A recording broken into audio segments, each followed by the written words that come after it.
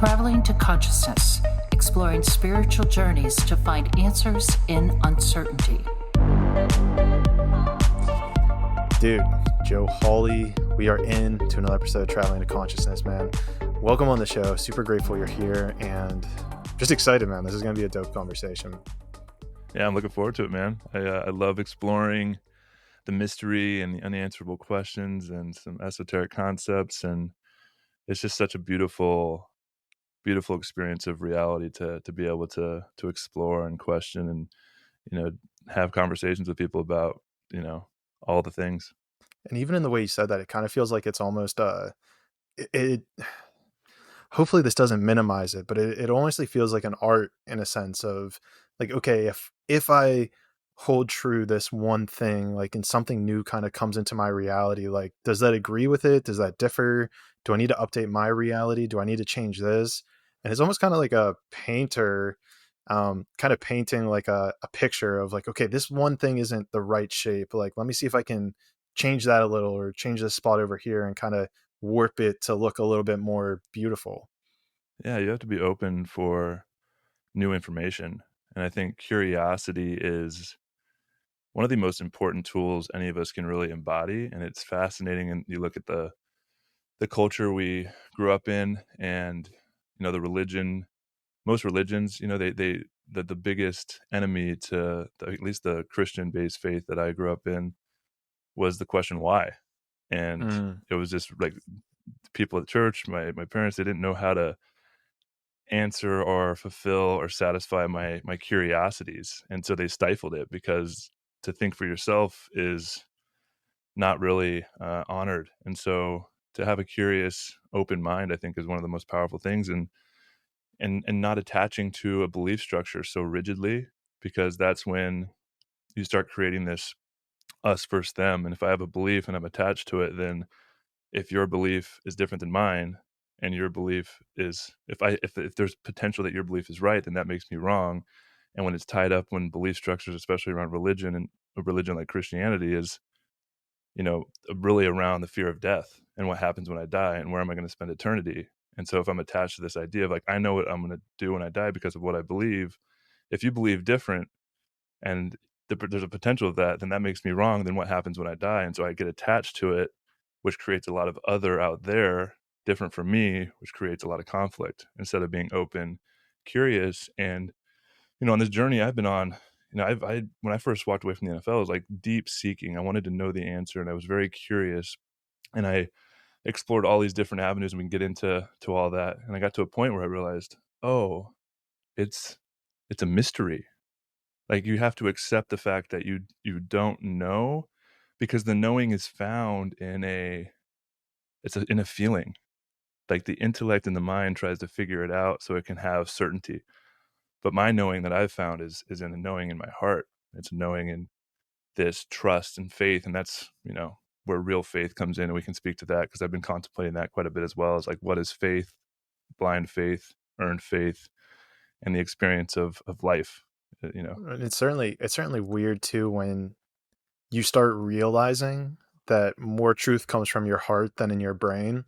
Because like the model, you're like, okay, all the knowledge is stored in the brain, but then even through like different stories that I've heard, or even different like there's a story I've talked about on here before where, you know, this girl had a heart transplant, and whenever she got that heart transplant, she started having all these crazy nightmares. But I guess it wasn't all these different ones, but it was like the same nightmare over and over again. And what it led me to realize, or the way the story plays out, I suppose, is that the dream she was having was of this guy kind of coming in and stabbing her. And she kept waking up being terrified. She went to like a psychiatrist. She went to get all this different mental help, and people couldn't figure out what the cause of it was. Well, they started retracing kind of when it started, and it was whenever she got that heart transplant. Come to find out, the girl who she got the heart transplant from was actually stabbed to death. And the person who committed the murder was never found. And she like then started working with the FBI, told the person who was like in her dreams and like all this different stuff. And it led actually to a conviction of a guy, and then the prosecution of him who actually carried out this murder on that chick. And so, Wow. Yeah, dude. And it's crazy too, because I've seen these like little story for some reason that's the one that's like burned into my mind, but I've seen many different stories that have played this out where our bodies like memory isn't only stored in the brain, it's stored throughout our body. And even from a computer engineering perspective, because that's where my background is, and we'll touch on that a bit more as we talk about climbing mountains. But that's a big thing that they figured out with like robots and like robot vision is like a robot even has this, like it can talk, right? Like, chat GPT, like that can talk with Hmm. us in a language model, but it isn't actually able to engage with the environment if it doesn't have a physical body. So it's like this crazy conundrum of like, okay, well, where's memory stored? Where's information stored? Are we actually using our brains to think, or are we not using our entire body to think? Yeah, that's really fascinating. I'm excited to jam out about kind of how you see and view the world with all this rapid advancement of AI and technology, and like what's actually going to happen over the coming, not even coming decades anymore. It's like coming months and Yeah, year or you two. never It's know, like so dude. much change. Any second. Um, but yeah, I mean, that's one thing I'm learning a lot about is the psychosomatic connection and the process of healing and how much trauma is stored in the body. And it seems like the emotional body is what connects the physical body, the mental body, the spiritual body.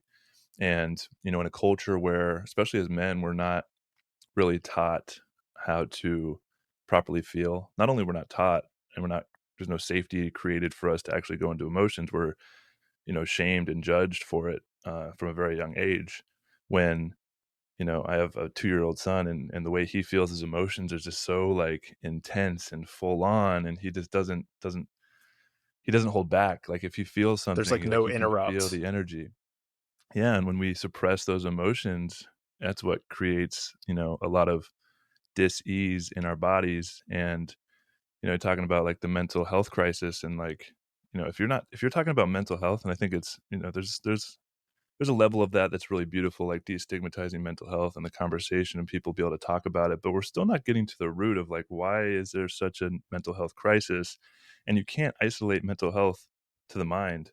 It's when you look at it, it's like, well, what are you fueling your body? Like, what's your physical health? That affects it. What's your emotional health? What kind of unprocessed emotional trauma do you have in your body that you haven't really felt? Because that gets stored in what's called the soma, or the somatic experiencing of the physical organism. And yeah, I think I've had a lot of really powerful like psychosomatic healings, and being able to process a lot of that energy through my body. And in that process, it's really fascinating how like literally stories and narratives and thought loops and resentment and anger and all these things that are stored that create these stories in my mind and projections of reality. When I'm able to just feel the emotions in a safe space and like let that go, like I can literally see them unwinding and letting go and like flying away. And it's like, oh, there's a deeper level of freedom and presence because I've been able to just feel this. And I think, if I could look out in the world and say like, what's one of the biggest issues we face is just this collective, both individual, which leads to a collective amount of just unprocessed grief. And we don't know how to grieve. We don't never been taught how to grieve. We don't feel safe to grieve. Grief is a very scary emotion. And Um, maybe and I that's think a the more good, we can really connect with that. yeah, maybe that's a good place we can kind of tie in your story a little bit too. Because first of all, I want to give a shout out to Kyle Kingsbury. Your podcast on his, I think it was episode 299. I was just listening to it this morning, and I think if anyone's super interested in Joe Hawley's story, like go listen to that podcast because he kind of just steps through it piece by piece, and it's a wild story, Joe. It's a one of a kind for sure. And I think, to get back to this grieving aspect, right? I noticed it, I think in your or in that podcast, whenever you kind of started realizing and processing, like it might have been just before you were about to leave the NFL because you kind of saw the writing on the wall, but there was a point in that story where you started grieving, and it seemed like I don't, and obviously correct me if I'm wrong here, but it seemed to me that your whole world, and not even your world, but people who were in your world were really identifying you and your life around being an NFL player. Like that was who you were. Football was you. It was your life. It was the mountain that you had climbed to the top, right? You were at the top of the NFL mountain. And to realize like, okay, at some point I'm going to have to go down this mountain and climb up a new one. I'm going to have to, in essence, start over my maybe professional career or even the career that I'm projecting out to the world. So, I mean, how did, I guess, walk me through that a little, right? Like the grieving aspect, realizing that, you know, this was your identity, and I guess even did grieving help you in dissolving that identity that you had identified with and even the people around you? Yeah. It's obviously it was so much deeper than anything I could have ever imagined. And I think that's one of the challenges, and I'm super grateful for it, because at the age of 29, I got to confront things that most people don't really have an opportunity to look at until they're, facing retirement at like 65. So the fact that I was accomplished like my childhood dream, was making millions of dollars, had basically enough money to buy anything I ever dreamed of as a kid, had the beautiful partner I was about to marry, like everything was looking like it was, this is it. And there was still something missing. And I'm really grateful that I was able to confront that and say, okay, well, what else is out there? Like it felt like this self-created prison that I was trapped in. It was like something that, I imagined this big mansion that I was building for myself, of like this dream. And I got to a point where it was like super, like I made it. But then it was like all of a sudden there was, bars on the windows. And like I didn't know what it was like on the outside of this house, and like, yeah, there's a nice sofa, a big TV, but what else is out there in life? And I felt like kind of suffocated by it. And, I'm someone that, had my head on right and was in, really like prepared, I guess you could say, for this thing, but it's something you can't really prepare for. And, I was really surprised, as someone that always said, because they like, there's people that want to support athletes, right? And like the teams are like, NFL stands for not for long. Make sure you have a backup plan. Like you can't play forever. And so these things are always kind of like preached at you. But the fascinating like dichotomy of it, or the juxtaposition, is like if you start preparing, it's gonna lead you to being done, because you have to be so singularly focused in such a hyper competitive environment that if you're thinking about a backup plan, then you might as well walk away, because you're done. And that's kind of what happened to me. It was like I lost my starting job for the 5th time in my 8th year, and I was on the sidelines. And every other time it had happened, I had this like fire and passion of like, I need to prove myself that I belong out there with the best, and I want to compete, and it's what I love to do. And this year I was like, wow, I'm actually happy I'm not playing. And I was like, oh wow, like that was when I knew this was going to be my last year playing. And I started stripping away these stories, and I told my fiance at the time, like, hey, this is going to be my last year playing. And she was super unsupportive of that decision. And that's when I started realizing, I told my parents. My dad's like, well, what are you going to do for money? Like, what are you talking about? You're going to walk away? Like, you worked your entire life for this? Like, they couldn't compute for them. And I realized, okay, this is very fascinating. I'm on this path of desiring to know the deeper truths of who I am and what life's about and why am I here, because there's something that's left unsatisfied within me, and I'm ready to go explore those deeper questions. And I was just seeing how it's not just me and my attachments to this identity. It's everybody that is in my life that loved me and viewed me as this athlete. And there was, even unconsciously, like I don't fault them for this, but there's something in it for them because they got something out of it. And so there's just like this, it's not just me in isolation. It's this whole energy of what I was able to accomplish in such a pinnacle, like idolized position in our society, and to actively participate in letting that go consciously, and participating in that. Like there's not a lot of guys that really go through that, and I'm really grateful I got a chance to really be present with my final year and strip it all away. And then it was like, played my last game, and the finality of it was like, it was so intense. It was something I just, no matter how hard if I tried to prepare for it, it was like, holy cow. And it was like a week after my final game, I was sitting in my apartment, and it just, I can feel it right now. It's just like this intense grief that it felt like there was a void in my heart, and I had actively ripped my own heart out. And it was, I broke off my engagement. I felt estranged from my parents.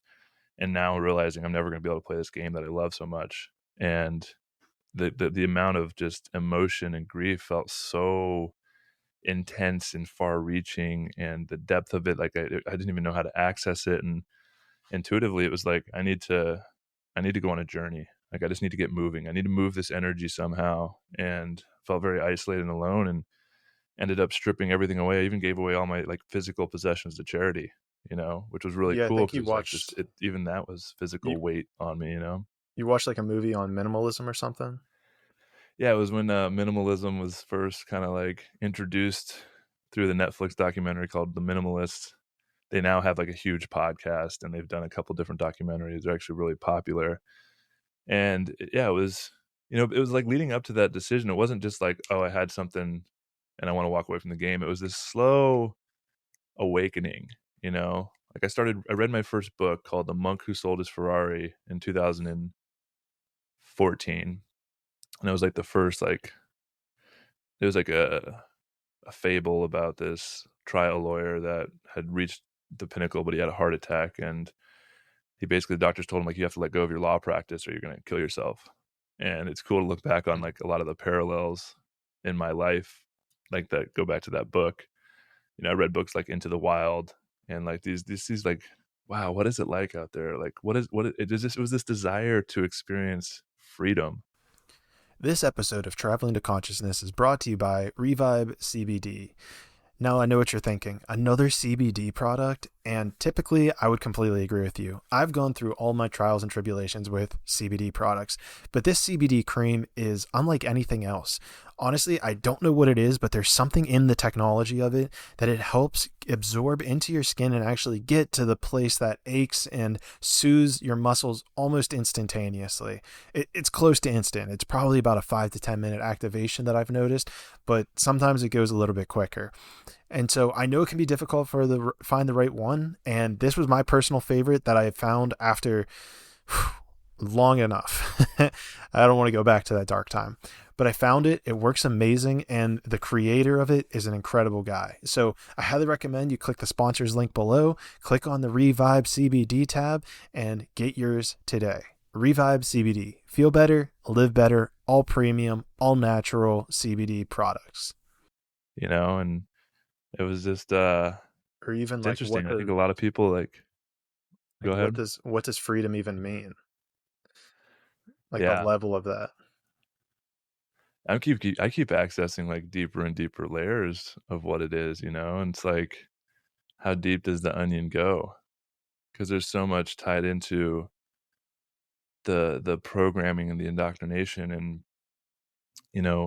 I'm getting to deeper layers now, and we can dive more into this, but even like the spiritual path, and like realizing like what is true abundance, what is true freedom, like these questions. And I bought a 72 acre piece of property about a year ago, 90 minutes outside Austin, and really starting to confront like what is actual spirituality, like what is sovereignty, what is freedom. And what I'm starting to really connect with, because I did this cleanse just recently as well, and we could dive into that, where I like really questioned and like was basically clearing out my body. It was a gut reset, and there was like a parasite cleanse involved. And realizing and talking to my friend that was kind of helping support me through this process, was how much toxins and poison there is in not only our environment but our food system, and how disconnected all of us are from where our food comes from. And even organic food is like the soil is not as nutrient dense as it used to be. And so even this like healthy, good looking organic fruits and vegetables doesn't have the nutrient dense like energy and frequency that our body really needs. And I mean that alone, and then like obviously all the processed foods and stuff, is like our body doesn't process that as nutrients. It's like poison, really. And so I'm accessing, like I eat really healthy, and then I'm going through this detox. I'm like, holy cow, like, and when I felt so like connected and clean, and my energy levels were like super consistent. And me and my partner are about to move out to our land, and she's getting into like permaculture and growing our own food. And what does that look like? And going through this detox at the same time was like really connected me with what would it feel like to be in right relation with my food and grow my own food and love and nurture and care for the plants that are actually feeding me and my family and my community. And there's a deeper spiritual component to that, and the frequency. And like, I don't know what that's like, but I can only imagine the expansion of freedom and sovereignty and spiritual connection when, I mean, there's so many different layers to it, but even like the fear of, we talked about earlier, like what's going to happen in the next couple of years. And that conversation comes up a lot, especially in, in kind of the spiritual communities, or people that are like really questioning the paradigm and like, where do we head, and what do we do? And there's a potential of real catastrophic failure of systems, and the potential chaos that could ensue from that. And so it creates this like underlying fear of like, what do I do if I'm reliant so much on the system? And so I think there's this, like, it all points back to food. It's really, really fascinating. Like, how do we cultivate and grow our own food? And that, knowing that I have food that can fuel my family, like, what else do you really need? That's when you can really start breaking down and like distancing yourself from the collective paradigm of what society tells us is reality, and be able to actually start building a new system. What that looks like, I don't know, but I know there's a lot of people, like Kyle Kingsbury is doing really great things out at the farm in Lockhart, and I'm so grateful for him because I'm learning so much, and I have a lot to learn, and I have no idea what I'm doing. But it's like we started by planting our garden. We have a garden, we're just planting food, putting it in the ground, and seeing what happens. And there's something really fascinating about connecting with food. Like, nature is so abundant. Like, we have this avocado seed from an avocado that we got at the store. And like, you can put these little screws in it and let it sit like 3/4 in water. And over like a course of like 4 to 6 weeks, it cracks open and a little seedling comes out. And then you can take that and plant it in the ground. And that one seed is going to grow an avocado tree that will have hundreds of avocados. So it's, talk about the exponential like abundance of nature, like one seed to 100 to 100,000. Like, it's like that. It's insane. Yeah, and what you're touching on there is something I've always found so fascinating, right? Where, like, let's even take that idea and kind of transition into our physical world, if you will, where it feels like, at least at a mass level, there's that paradigm of scarcity, if you will, where it's like, for instance, if I had a scarcity mentality, throughout this podcast, I would have never mentioned Kyle Kingsbury's podcast, because it's like, if I mention that podcast and then my listeners go and listen to him, then they're no longer going to listen to me. You know what I mean? Like, that fear dynamic comes up. But even as you're kind of laying out right there, I mean, how many avocados are there sitting in grocery stores all across the world? And yet we could take 30 seconds to kind of just plant one. Of course, I know some people were probably living in situations that it's not feasible from an environment point of view, but it's like, how have you found a way, or like a way to cultivate or realize that, we're a part of nature? Like, we all have that intrinsic ability to be the seed that kind of grows into the plant that can feed all, or even find ways to create and plant seeds so that more people are able to prosper because of it. Yeah. Wow. It's a big, big question. I think it's like Charles Eisenstein says, right? We're moving from this story of separation into this story of interbeing. And I mean, the whole paradigm that we are separate from nature is like, it's really quite fascinating. And, these lower frequency energies of like scarcity and fear and worry and shame, like all of that is needed to create the very structures that our economic system and kind of our financial systems or socials, like all built on this idea of lack. Because and it's artificially created. And Charles Eisenstein has a really good book called Sacred Economics, which is a little bit dense and academic in parts and a little bit over my head, to be honest. But it's really, really powerful. Some of the concepts that I had never heard before, and like how debt works and how artificial scarcity creates, this environment that we live in, and it creates, by definition, an unsustainable future, because there's always more to be had, and we never feel like we have enough, and it What's creates the name of these this greed book? dynamics. I might need to look this up. Sacred Economics. Sacred Economics. Yeah, anything by Charles Eisenstein is really, really good. I don't think I've ever heard his name before. Oh, you got to check him out. Yeah, him and Zach Bush are like the prophets of our time. Zach Bush is a medical doctor who's really connected to like the food system and how like what's really going on with like soil health and our gut health and how it's all connected. And Charles Eisenstein's like a philosopher and he's a economist and talks about macroeconomics and stuff that I can't even really regurgitate because it's like pretty It's super out there. dense. But it Yeah, sounds like you pulled away something from it, right? In regards to this 100%. artificial scarcity and how we're able to become the abundance, let's say, in the world. So what I didn't mean to cut you off. I wanted to make sure we nailed down that book title though. Yeah, totally. And then what I've been I'm really into like I love channeled texts. I don't know if you're into that at all. The law. Have you come across the Law of One?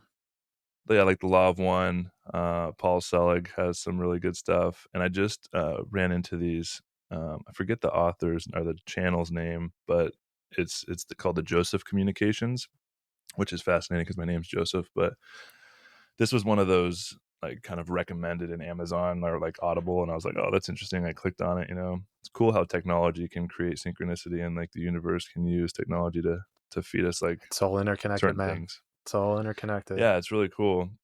But this has been a really powerful, like and I love an Audible because it's like these higher frequencies are channeling this information, and some stuff like resonates, some stuff doesn't. So like if you're someone's like, oh, channeled text, like like what is that? It's like I've definitely listened to some stuff where like it doesn't resonate in my frequency. I'm like, okay, I'm not going to listen to that. But then some stuff just like it just speaks so deeply to my soul, and like we talked about before the show, like being really curious and open-minded and pulling like what resonates and what doesn't. I think it's someone, I forget who said this, but it's like if you're really attached to like is this true or not, that can get you in a lot of trouble because then you're trying to figure out like what's true, what's not, and you're sifting through all this information, especially now with so much information being bombarded. The question to ask yourself is this useful? Can I use this information to make me a better person, to help me feel more grounded, help me understand a little bit more about what I'm moving through, and does it resonate? And I think that's a lot better question, a more useful question. And it's interesting to talk about this artificial scarcity and these denser frequencies like fear and scarcity and worry and doubt and shame and guilt and greed. And you talk about it from a spiritual perspective. I grew up in the Christian faith, and so there was always this story of the fall from the Garden of Eden, or the fall of grace, and the Adam and Eve eating from the tree of the knowledge of good and evil, and these symbols and metaphors and parables that attaching to them literally, I think, is missing the point. But they carry a lot of frequency. And these Joseph communication, there's a book actually called The Fall, and it talks about how us as we're angelic beings, right? We're energy beings. And if you really understand, even science says this now, like on the very, smallest of scale, like we're just frequency and vibration. And so in reality, this whole experience is a hologram. It's a projection. And this actually doesn't actually exist. It's my interpretation in my brain. So the world is actually a psychic event that is happening from neural pathways connecting in a certain way from our visual cortex, creating the experience of physical reality. But in the depth of it, it's all vibration and frequency vibrating at different levels. And so when you think about kind of more of a spiritual, ethereal experience that we would be able to create, if you think of us as like angelic beings, and we'd be able to create more fluidly and more in real time. And what happened in this fall, it talks about it as an experiment. And so it's a really good analogy. It talks about if the Godhead, the oneness of all creation, is one thing, if it wants to create separation to have an experience, you think of it as like a rope, right? Like a rope is one thing, but if you start unraveling the little strands within the rope, there's all these little individual experiences, but it's all part of the same rope. And so it talks about what God did is it kind of started separating into these more ethereal angelic beings, but there's a separate experiencer, a separate perspective of the same thing.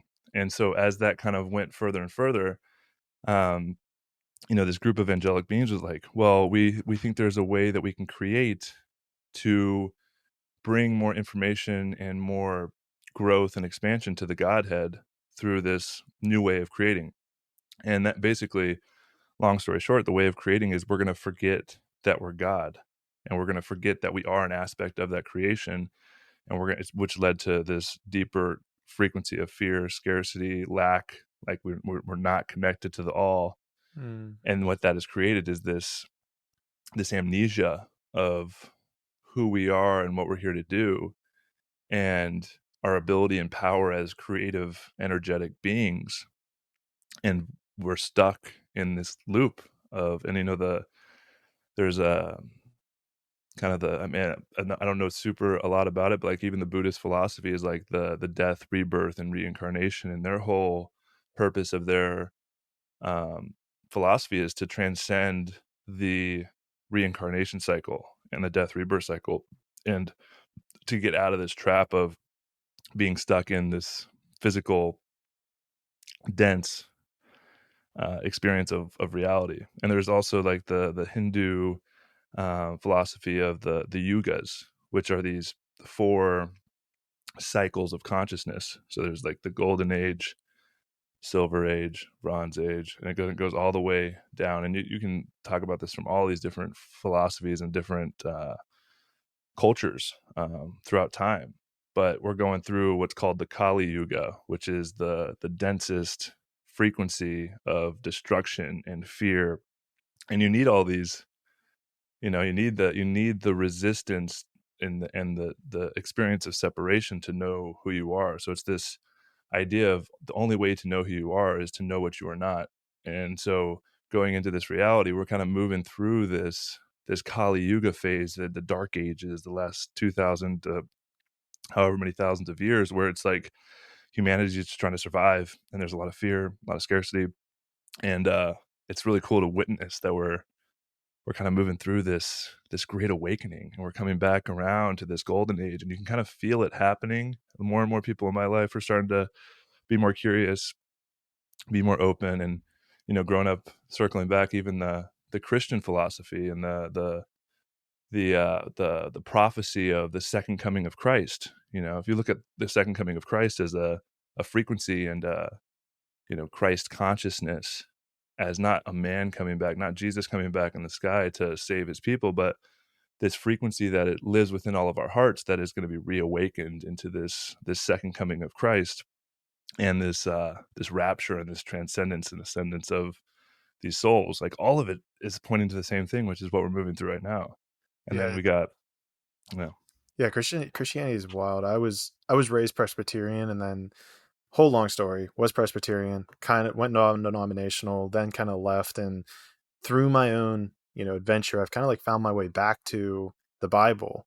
And something that I've found super fascinating is like what you're touching on right there, which is like, they talk about second coming of Christ, and this even ties into heaven and hell. But like what you're saying with context, the second coming of Christ, it's like, there's this almost dogmatic, literal application that has been applied to it in so many different ways. And it makes it difficult, because it's like, okay, you're telling me Jesus is literally going to come back. And I think that, to your point, I completely agree. I think it's that awakening within, the attainment of Christ to the highest good possible.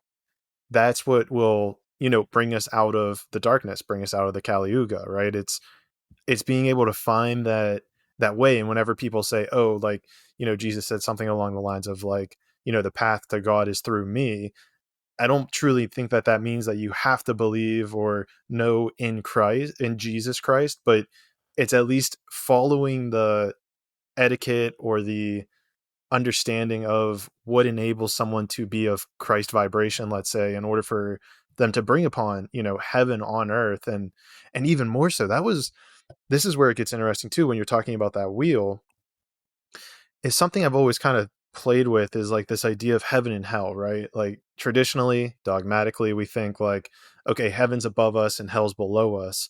But the way that I've been starting to see it is almost like that earth, like this plane of existence, is hell.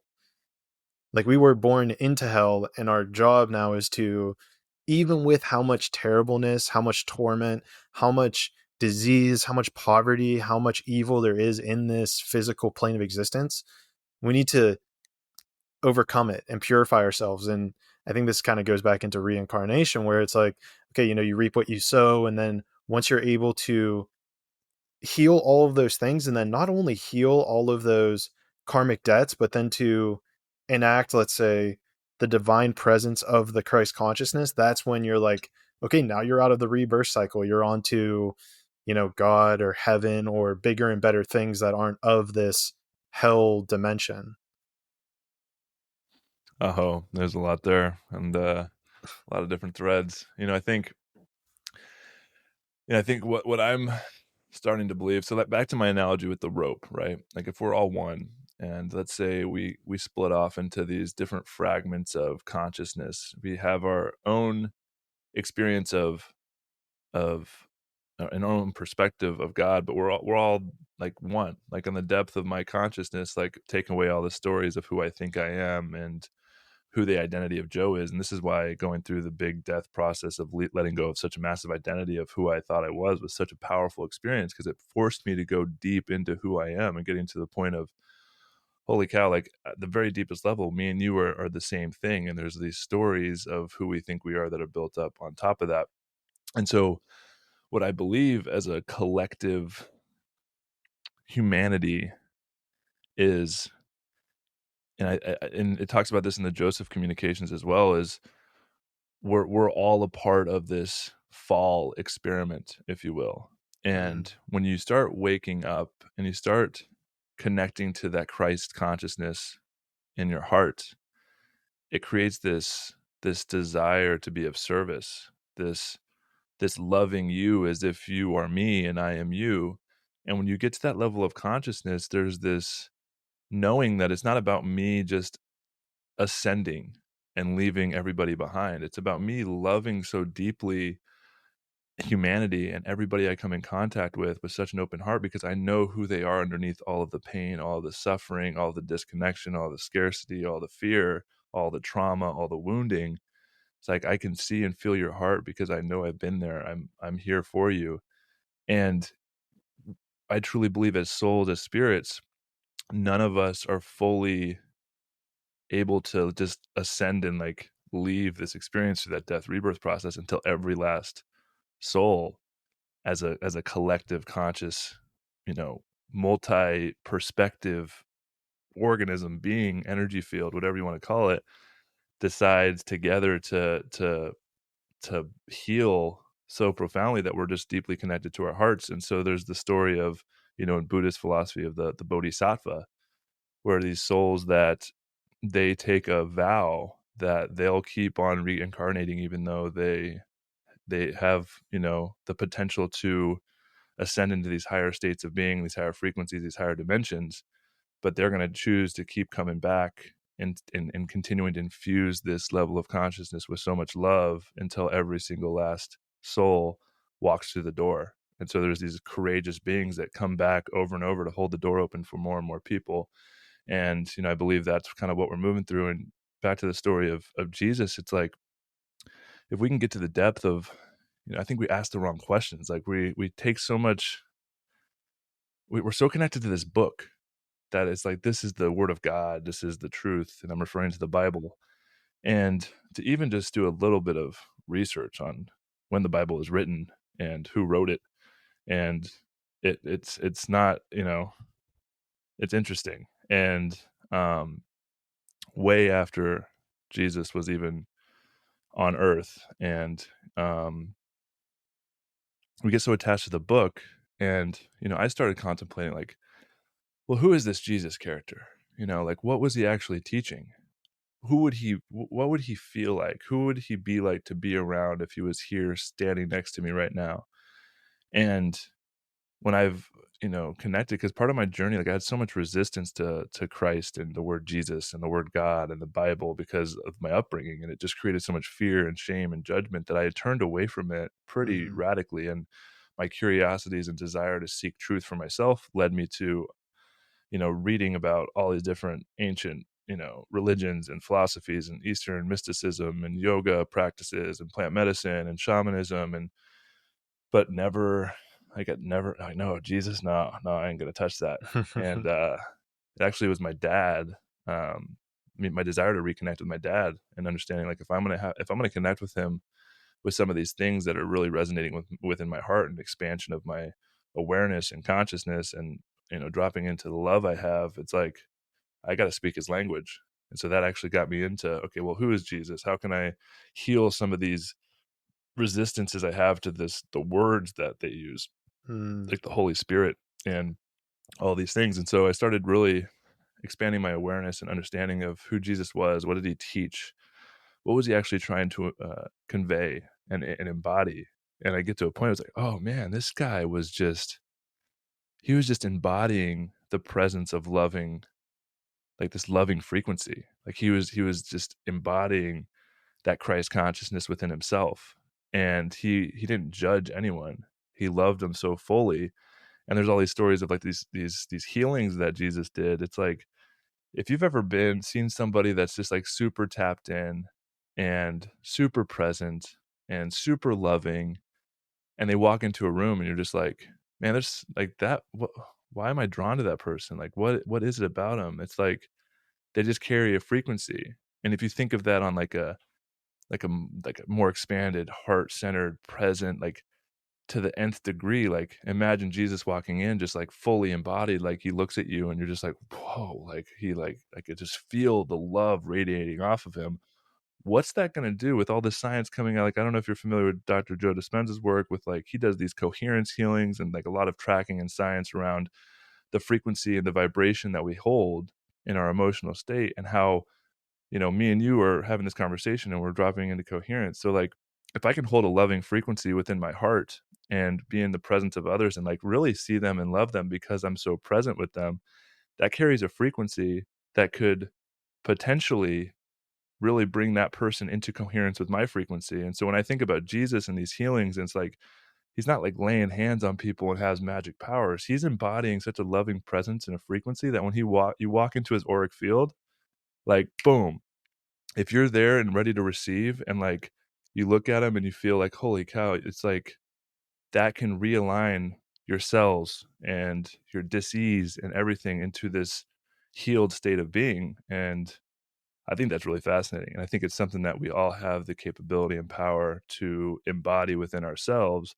dropping into the heart. But it's some deep work, because there's a lot of forgiveness, there's a lot of letting go, there's a lot of programming, there's a lot of collective wounding, not just to say your own individual traumatic experiences and unconscious patternings that you've grown up with through your own personal experience of life, but there's these collective traumas and woundings and war and programming and opportunities. It's deep, it's a lot, and it's heavy, but it takes a lot of courage to show up and take it on. And I see a lot of people beginning to embody that courage, and you don't have to do it alone. Like, that's the one thing with Jesus. Like, he showed up and he fucking like anchored it in for humanity. Like, and there's a couple other like ascended master type souls, like the Buddha, like same thing. Like, they all were just embodying this frequency. And we're at this point now where we don't have to do it alone. Like, there's so many people that are starting to like connect with their hearts and connect with what really matters, and like the love and the unity, and we're all in this together. And so there's communities and allies and tribes all coming together, and it's like, okay, how do we show up and continue to connect into this coherent field of presence and love and bring more and more people in? And I think that's when you talk about like a great awakening, like that's what's taking place, and it's really, really quite exciting.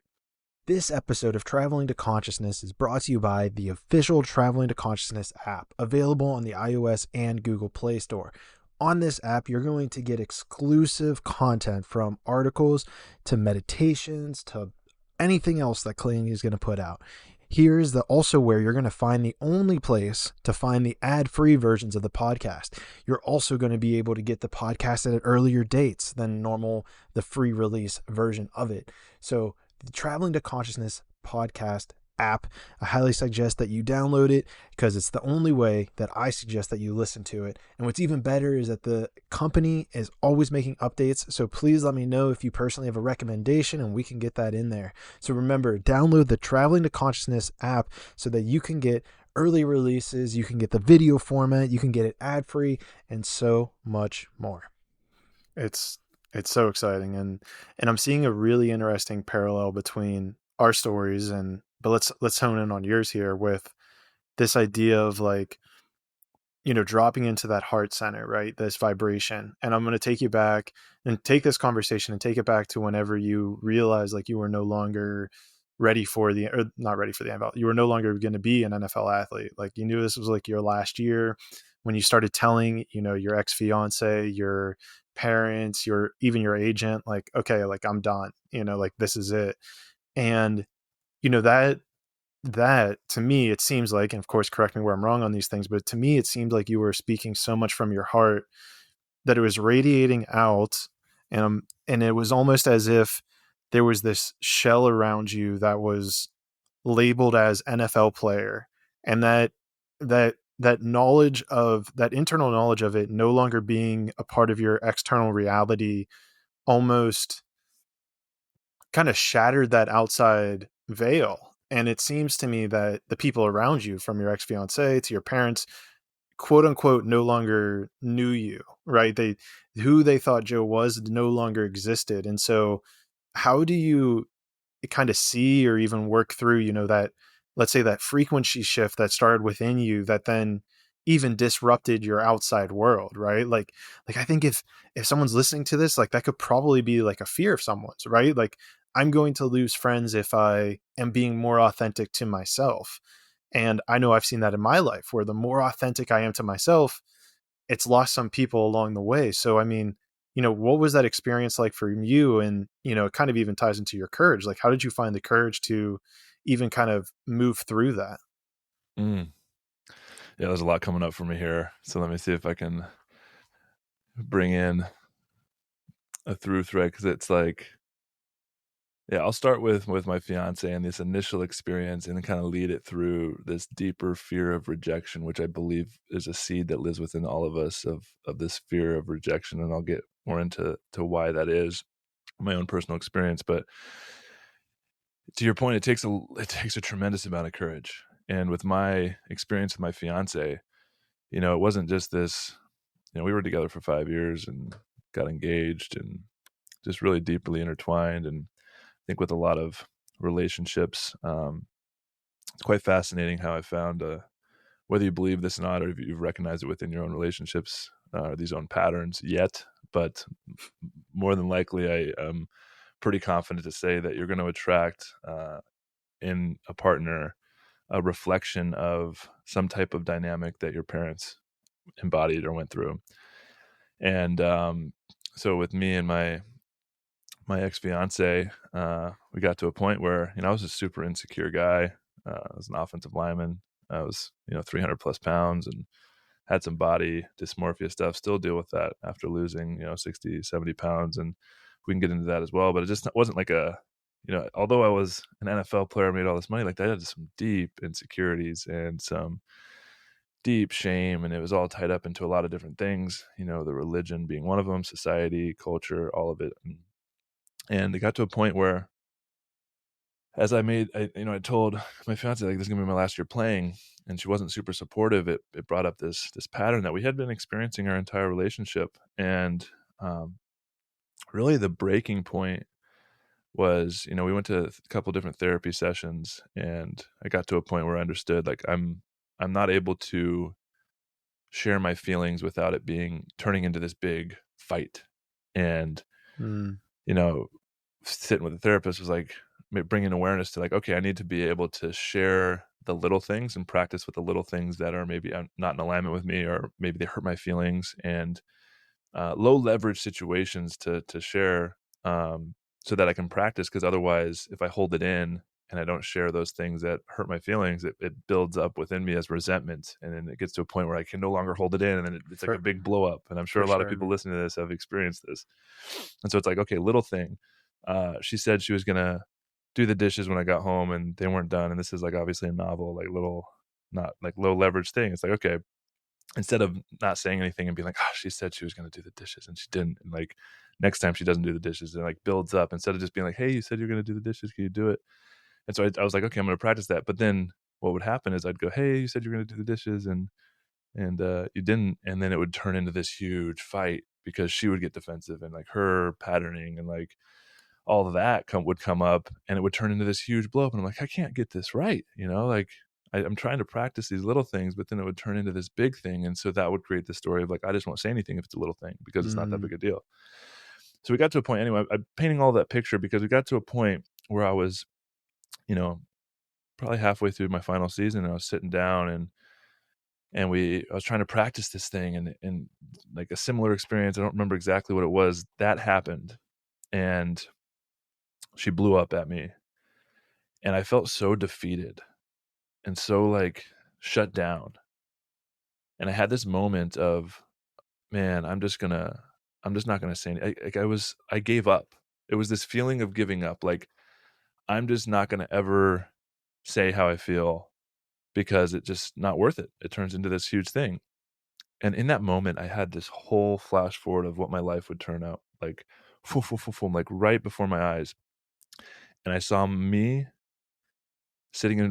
as my dad, sitting in front of my mom, like 20, 30 years before, and how he had a similar choice right in that moment of, I'm going to give up and be defeated. And I said, no, I'm not going to make that choice. I can make a different choice here. And I love this woman so much, but I can't, and I don't know if I had the language for it at this time, but I can only love somebody to the extent that I love myself. And I love this woman more than I love myself. And I'm willing to just give up my vibrancy, my life, my future, like everything I want to create because I love this woman and I don't want to hurt her. So I'm just going to like not care about how I feel. And I was like, no, I need to make a different choice. And that was the anchor point of when I knew like I need to break this off, and it was one of the hardest things I ever had to do, was like ripping my own heart out. And as a quick question, did you ever ask your dad if that was a thing that he had to encounter or like overcome in his life, or like something that like that vision that you had? Did you ever confirm with him or ask him about that? Yeah, so me and my dad don't have a super tight relationship. And I can get into more of that as well. But we never really discussed it. I think the way I could paint some context for that is I had these moments when I was like in high school and I was younger where my mom is a little bit, she's emotionally manipulative and emotionally abusive, I would say, and a little bit narcissistic. And so that entered that dynamic. Like I saw it so clearly in my dad. And I had, a lot of people in high school, like their parents get divorced, and it's a really challenging thing. I had this story. I remember when I was in high school, it's like I would respect my dad more if he got a divorce, because then he would actually stand up for himself. But it was like every time I wanted to do something, I like go to my dad, like, go ask your mom, and he'd always like. So it was like my dad didn't have any say in our family dynamic. Like my mom was the king of the household, and so as a son, like I wanted that connection with my dad. Like, dad, like let's father son this thing. Like, but I never had that. And so that's how that affected me, is my mom. It was always about my mom. And so seeing that in my relationship was like, this woman is a little bit narcissistic, and she's a little bit emotionally manipulative and abusive. And it's interesting how people find each other with these patterns. And on a spiritual level, like we're just mirrors so that we can see these things as reflections so that we can work on them within ourselves. And so the challenge there, and I think this is where a lot of people get stuck, is you have to go on your own journey of self-discovery. You can't be a victim of like, this person's doing this to me. Like there's something within me that's allowing this to happen. And the boundary is like, I need to sever this connection. And until I sever that connection, it will actually create an opportunity of maybe we can come back together. But if we stay in the energy dynamic, it's never going to get resolved or healed. And I think if I'm, obviously these patterns still come up with me and my wife now. They're a little bit more subtle, and we have more awareness so that we can come together and like, okay, there's something off here. Like, let's grow together and work on it together. At that point in that relationship, it was like, I was so attached to this beautiful woman that like, and I was scared of being abandoned and like all these different woundings that came in. And so I'd made that decision to break it off because I didn't want to end up like my dad. And I knew that I had to figure out who I am. And I realized, like, how can I expect these people in my life to love me for who I am when I don't even know who I am? And so I was able to like really connect with that and go on this journey of like, I need to figure out who I am before I get into any type of relationship with anyone, and who is Joe Hawley underneath this identity of a football player. And until I figured that out, I couldn't expect anybody else in my life to figure that out for me, you know? Right. And I think there was also there was also a moment, or maybe two moments. I know one in particular. I'm not sure which point it was in your timeline, but whenever you were essentially the 54th man on the roster, and they like called you into the office to cut you. And I remember you talking about this. There was a moment there, and I'd love to hear your words of it, but you actually vocalizing it and how it actually prolonged your NFL career. Yeah, standing up for myself for the first time. Yeah, I mean, so to paint that picture, Do you think this that is was really the cool. first time that you ever stood up for yourself? I guess also. Yeah, there was probably a few moments, like definitely the biggest turning point where that experience was, because I think the first great awakening everybody has to go through, the first one is taking responsibility for where you're at in life, like radical responsibility, like going from that lens of life is happening to me to life is happening for me. And that shift right there is so profound. And it's the initial thing that, like, if you think you're a victim of your circumstance, and everybody goes through all sorts of different things, but until you start taking responsibility, and back to my story with my fiance, like I could have either given up and been like, oh, I'm just like, this is just my life. But taking responsibility was the hardest decision in that moment. It was like, if I'm taking responsibility, I have to actually pull myself out of this relationship and destroy like all of my connection to relationships by like disconnecting myself, not just from the relationship, but from football and all that took into that. And so this was my initial, and there's like little things that happened throughout my career was like my ego in football would get a little bit too big because I was always, the best player on the team. And like, sometimes I act like my shit doesn't stink, and my coach would have to give me like a kind of a little bit of a ego check. And so there's like these little things, but this was like the biggest moment. What happened was, I going into my third year, the starting center was set to retire. He was a 14-year vet, and they drafted me to kind of replace him. And that's the story I had. And so I was kind of waiting for him to retire and not really going out and taking the job and like earning the job. And it was just, this young player just like, okay, I'm here, and this guy's been around a long time, so I'm going to wait. And so he was set to retire, and going into that offseason, I was the number one center on the roster, and I was just creating this narrative of like, okay, it's my job. Like, I'm going to do this thing. I'm going to have my own 10+ year career, and this is it. This is what I've been waiting for. And going into that year's draft, I'll kind of summarize the story, is we ended up drafting the top center in college football, and it felt like the rug was ripped out from under me. And that created this downward kind of victim spiral where, I was kind of blaming everyone else, pointing the finger, like the strength coach doesn't like me, the head coach doesn't really understand, like they're going to figure it out at some point because this guy's not as good as me, and just like this projection and this victim mindset. And that led to, alcohol abuse, taking pills. And, I think my definition of abusing those types of things is so much different now. It wasn't like super destructive, but I was definitely using these things to cope in an unhealthy way. And I mean, in a way that back then, I would say it was destructive, in the fact that I was just like numbing out. Started showing up in my body language and the way I was showing up to the facility, and ended up leading to me getting suspended for a PED drug test, and got suspended for 4 games. And so it was just like on this downward spiral. I was like, okay, when I got suspended, it was like this awakening of, okay, like, wow, I got to really like pull myself out of here. Like, this is not leading in the right direction. And so when you referred to the 54 men on the roster, so those that watch football, there's 53 people on the roster. But when someone gets suspended, when I came back from my suspension for that week, the team is able to have 54 on the roster to make a decision. So they don't have to make a decision, right away. They can feel into, because when I was suspended, they brought in another practice squad guy from a different team to replace me on the roster for those 4 weeks. So when I came back, they got to make a decision, and they had made the decision that they were going to cut me. And when I went into the into the front office. This is week 15 or 16. We're like 12-2 at the time, going to be the number one seed in the playoffs, like having a very successful year.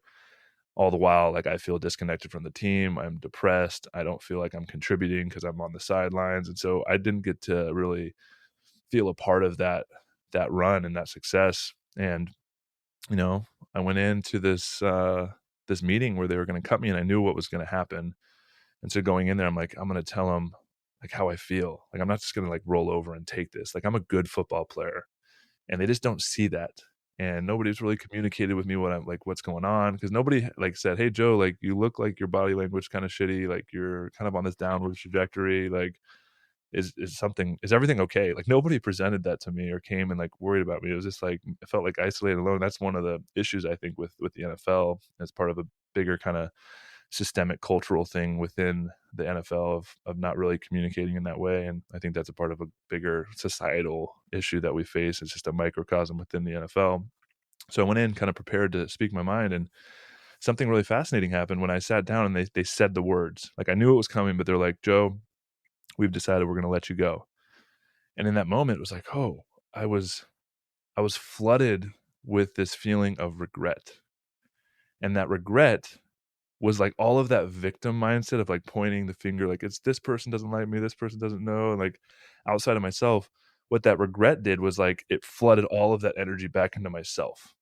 And I was like, oh my God, like, this feels so icky, because I knew that I didn't do the things I knew I needed to do to be my best. There was things that immediately came into mind of like, oh, I could have worked harder. I could have shown up and practiced harder. I could have tried to improve my leadership. I could have ate better. Like, all these things started going in. I was like, oh my God, I'm going to be on the street, squandered my dream, and nobody gives a fuck. And I'm going to be sitting with all this feelings of regret. Like, I don't like this. And so I was able to speak my mind for the first time, which was like an out of body experience, because it was just like, I'm on the way out. There's nothing to lose at this point.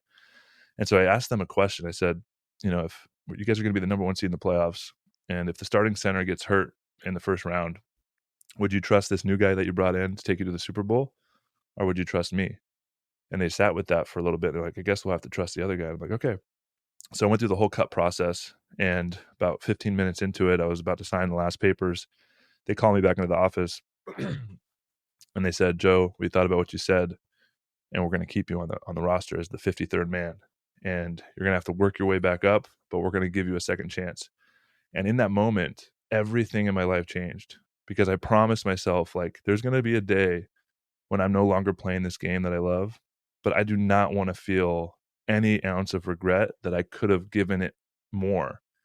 And I want to walk away on my own terms. And so I ended up really like going into that off season and like shifted everything. Like, I was the first one in the weight room. I was working hard. My mindset, it was like my first experience of like becoming the creator of my reality and shifting my circumstance, not being a victim of my circumstance, but really showing up and trying to shift them. And there's still a lot of ups and downs, but it changed my foundational belief that I'm going to do everything I can. And if that's not good enough, I can live with that, but at least I'm going to try. And I ended up playing another 5 years. I started in another 35 games and made enough money to ended up, retiring when I did. That's crazy. And you feel like that was the biggest point where you're like, oh, I need to stand up for myself. Like, this is going to change everything.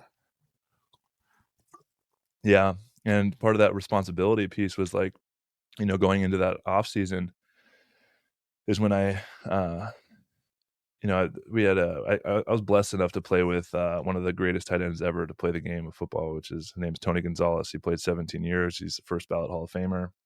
And that season he was retiring, and his final game of his career, it was the following year. And he, I think we were like, 4-12 or something. We ended up missing the playoffs. And so his final game, the Saturday before the game, he got up, and he wasn't a big rah-rah speech guy, but he like felt called to, because he had such an illustrious career, to say a few words to the team.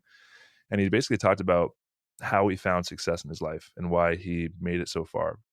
And he said three things that had a direct impact on his life and his success. And I forget what the other two were. There was probably one where it was around taking responsibility. I'm sure it was fascinating that we're talking about that. But one of the things out of these 3 things that he swore by, one of them was reading books. And I was like, I found that fascinating. Like, reading books is why this guy's so successful and he's going to be in the Hall of Fame. And it's like, is that even tied to like his athletic ability? And You so, can't catch a football with a book. yeah, exactly. And so I text him that offseason. I said, hey man, like, part of me taking responsibility is like, if I want to be the best version of me, and this guy is telling me what made him the best version of him, then I gotta figure this out. And so I text him and I'm like, hey man, like, curious, like, what are some books that I should read that have had an impact on your life? And he shared a few different books, but one of the books he shared with me was the first book I read from start to finish was called The Monk Who Sold His Ferrari. And it was the one kind of shared. Did I share about that earlier? Yeah, we talked about it briefly. Yeah. We talked about it briefly. Yeah. So that book like changed my life, and it started opening my mind, and it led me on this path. Like the initial awakening of it wasn't really the taking responsibility was not like a spiritual thing at that time. Like I wouldn't have connected to anything. Like it was just going from putting things outside myself to like, okay, I like bringing it back in. But that's what led me on this path of like curiosity, open-mindedness, and how do I like continue to improve? And that's what led me down this path of really where I'm at now, which is like, whoa, like radical responsibility and accessing these deeper levels. Yeah. It's pretty crazy. This episode of Traveling to Consciousness is brought to you by Mushy Love. Mushy Love is a latte type blendable mushroom caffeine free elixir that honestly tastes like a liquid cinnamon roll. And I know that you're going to find that on their website, but it's honestly true. It's stacked with more than twice the amount of mushrooms as any other mushroom latte. And I know that there's one in particular that we all think about, which kind of starts with the word mud, but this one blows that one out of the water. I highly recommend, if you even try that one, to just give this one a shot. And I promise you that you will not be sorry, because I just, it's so good. It's honestly so good. And I want to get to a place where I can actually they send me these all the time for free. So please go and buy it, because if you buy more, then they'll start sending me more. And it's just honestly a win-win, because it tastes amazing, like even in water. So even if you're cutting, even if you don't want to like put milk in or coffee with it, you can just do it plain in water, and it's so freaking good. Guys, go click the sponsors link below, scroll down to Mushy Love, buy your pack today. Remember promo code Clayton, I can't even talk right now, promo code Clayton at checkout for 10% off your purchase. Mushy Love. Mushrooms shouldn't have to taste like mud. Give yourself some Mushy Love. And my mind's going back now, because I feel like we took this thread pretty far, and I think there's a bow here that we need to put on, which is about the grief aspect in regards to the way that the external world was putting you in a box, let's say, or putting you in the skin of NFL player, the mold of NFL player. This is who he is, right? And I think we touched on it a little bit, but I feel like there was still a little something, right? Because we were talking about how men specifically don't deal with their grieving. We don't deal with our processing of especially disidentification with a very manly thing, right? Being an NFL player. So maybe if there's tools, or even can you help us help me to understand, like, how did grieving help in releasing the attachment of that persona? And then, even more, being okay with releasing the people who were closest to you. Yeah, there's a lot here, right? Because we talked about a little bit about the emotions we carry in our soma, in the somatic experience, and where we store emotions when they're unprocessed. And so I think the best way to talk about it is from a personal experience and story. And one of my biggest kind of traumatic experiences of my life, and how that stuff gets stored in the unconscious, and you don't really realize how it affects your life and how it affects your everyday and your pattern and your triggers. And it's this deeper exploration and healing process that we all need to go on, of really excavating some of this stuff. And there's also a trust of when the time is right, this stuff will be presented, but then having the tools to actually go into it and not keep suppressing it. And so I'll share an experience that I'm only now recently able to really even talk about publicly. So when I was 19, I had this experience happen to me.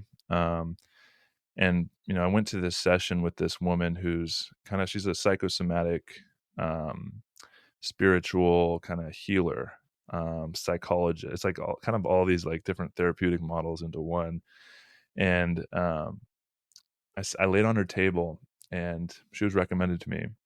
And she does this really, like, she taps into kind of your spirit, your higher self, and is able to communicate. She does this like weird muscle testing thing where she can like communicate basically with your body and with your psyche and with your unconscious. And she's like, oh, this is interesting. She's like, immediately right when I lay down, I don't know this woman at all. She says, oh, something happened when you were 19 that affected your leadership journey.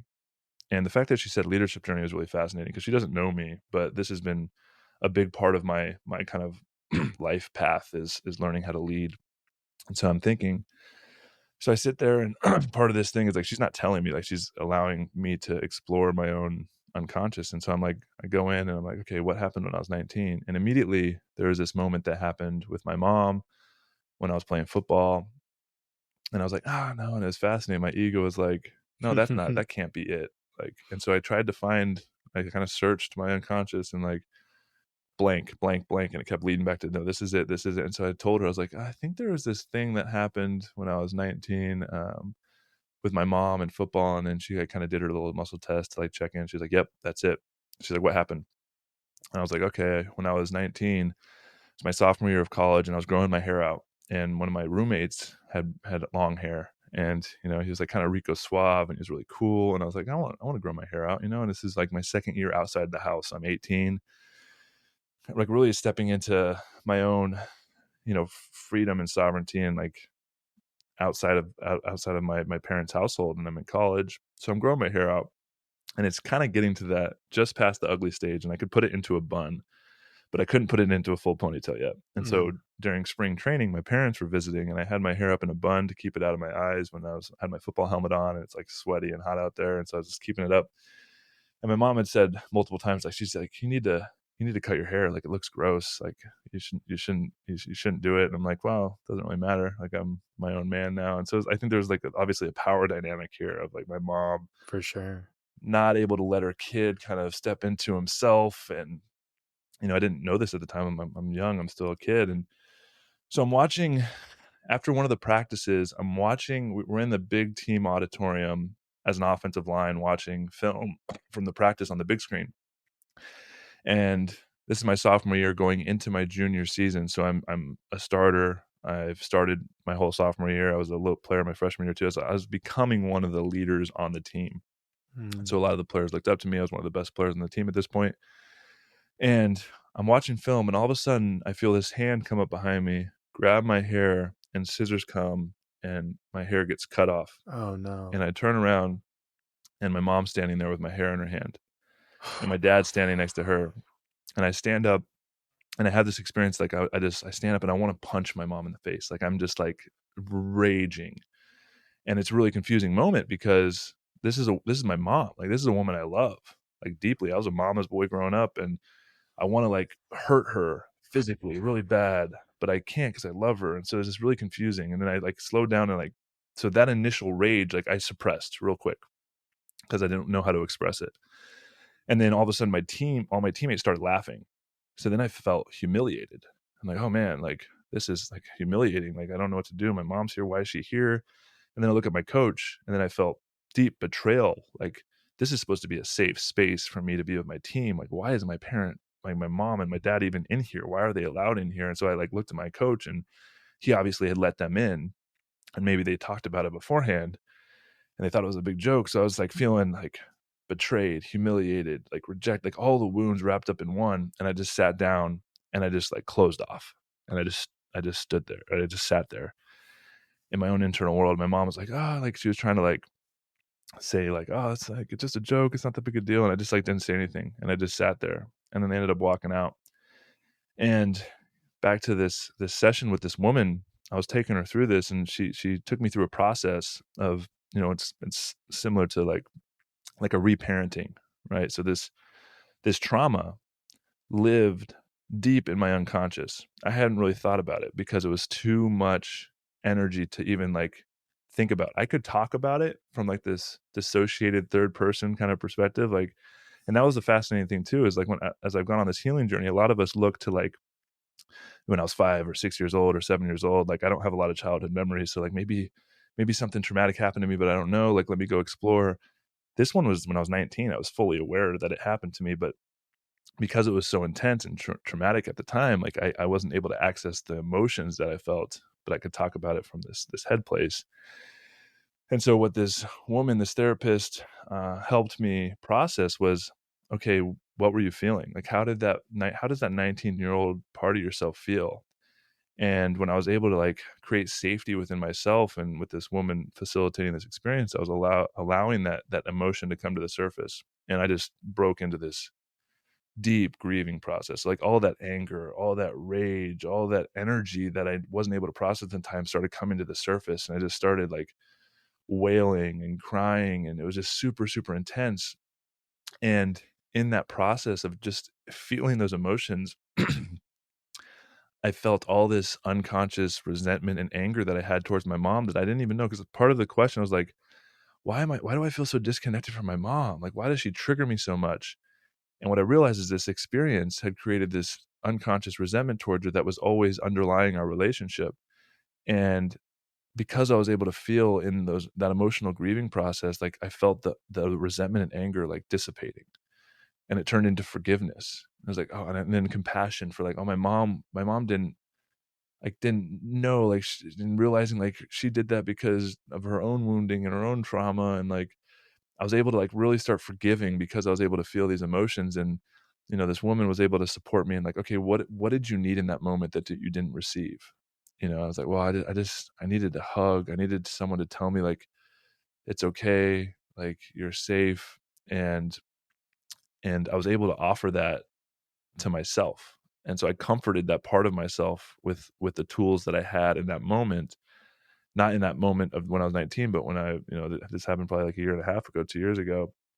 And so I was able to like re-parent and re-nurture myself and give myself the comfort and safety that I wasn't receiving, obviously, from my coach, my teammates, my parents in that moment. And all that emotion was a deep, deep process. And it was very, very healing. And my mom didn't need to be there for that to happen. It was a forgiveness of her through the emotional process that I was moving through. And what was really beautiful about that is I was able to tell my mom about it. Like a few weeks later, I was sitting down with her and I was like, hey, I want to tell you about something. Like, remember when 19, when you cut my hair off in front of everyone? And, I went to this, I called her a therapist because that's language that my mom would understand. She's a little bit more than that. There's like a spiritual component. But because my mom's belief structure with Christianity and stuff, like I wanted to just make it really normalized. I was like, I went to this therapist and she helped me access that experience and how it affected me. And I was able to share it with my mom in this very like forgiving and free way, where it wasn't like, there wasn't any unconscious, like, why'd you do that to me? It was like pure forgiveness. And I just shared, I was able to feel the emotions that came up within me. And it was really hard. And I just want you to know, like, I love you and I forgive you. And my mom was just like crying and like, she I held space for her as she like processed like all the guilt and shame that she was carrying unconsciously because she did that to me and because she hurt me. And she knew that that was not something that she probably regretted.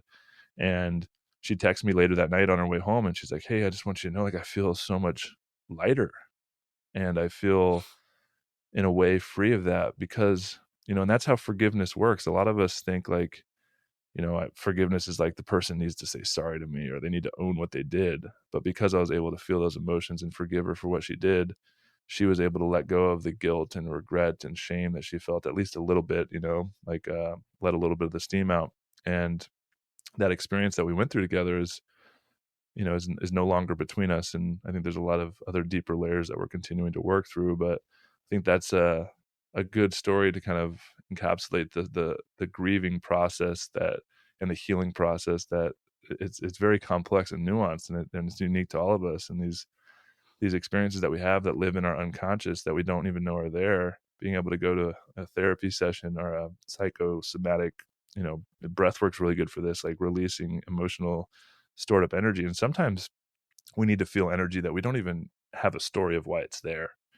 Like we go to a breath work. I've had experience where I've, accessed, emotional releases through breath work that I don't have a story of why I'm feeling grief, but in the process of grieving, I feel lighter. It's very cathartic. And so there's just a lot of power in being able to learn how and develop the tools to really feel our emotions and the depth of emotions. And when you go into a deep grieving process, it's very vulnerable. And if you're not doing it, that's why it's important to seek out, professionals who can create a safe, sacred space for you to access it. Because when you go into it, it's a very vulnerable experience. This episode of Traveling to Consciousness is brought to you by Conscious Technologies LLC. Talk about an aligned company name. This company creating technology that will revolutionize the way that humanity is able to resonate or vibrate with the electromagnetic frequency of your phone, of your Wi-Fi router, of the light bulbs in your house, of really anything.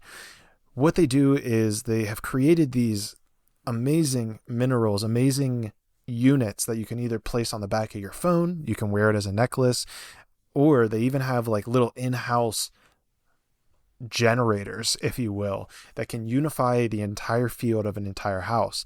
I've experienced these things in person, and I unequivocally can tell you that it does something, and it helps you feel more present, more calm, and more connected to the spiritual dimension, if you will. And I highly recommend that you also check out episode number 034, where I actually talked to one of the co-founders, and it blew my mind away. One of my favorite episodes, where we actually get into how he creates it, why it's created. And, if this wasn't enough of a sell for you, go check out that episode, because I know that it will sell you after that. Conscious Technologies LLC, harmonizing the planet one person at a time. Yeah. I mean, first of all, thanks for sharing, man, because I know the power. I mean, I was kind of taken there. I started tearing up a little bit. So I was definitely taken to that place that you were. And I mean, first of all, thank you for sharing that. I mean, that's deeply vulnerable. I mean, I can feel how much energy was behind that, how much of an imprint that, like, especially whenever it's a story to the point of you're 19 years old and don't even remember it. Like, that's something that, you're getting to another layer of even understanding yourself or the world around you, if you will. And I mean, I think it's even more beautiful because it touches on the butterfly effect, which it's like when you heal something, you kind of heal the world of it. All right. And then you going through the process of even helping your mom through it. It's like, hey, like, I know you were operating with the best tools you had. You had your programming that brought you into this situation that, now I'm here to show you that it's okay. Like, we can move on from it. We can heal this patch, and keep moving forward. And I think that's,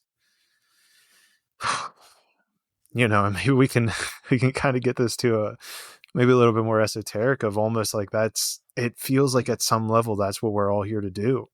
At some level, we're here to help somebody else, help other people. And I know at some level, like even starting this podcast, it's like, how do I know what I'm doing is even helping anyone?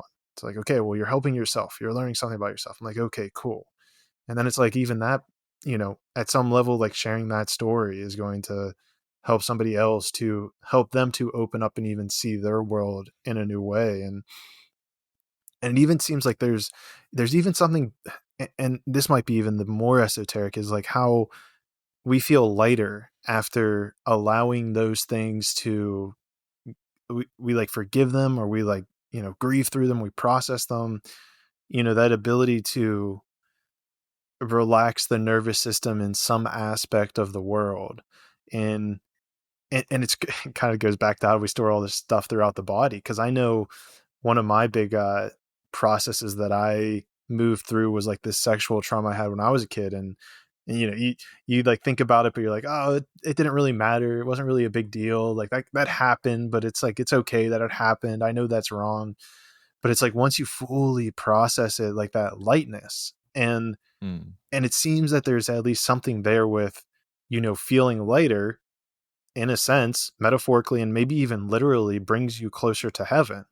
It brings you closer to that angelic state. And even just to tie this back into the Bible, or even this esoteric nature, it's like that, if you're able to continuously let those things go, or to, maybe heal those karmic imprints in a way, it like brings you to that higher place. And I think like we probably at a micro scale probably feel these every single day, but whenever you have like a huge one like that, where it's like this huge imprint and you just release it instantaneously, you feel that shift upwards, that you feel that shift towards being more of God, of soul, of spirit, kind of quicker in your body.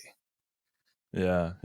There's a couple of things here. I think one of the things you said of, when we look at past experiences from our level of consciousness now, it's like we can justify like, that wasn't that big a deal.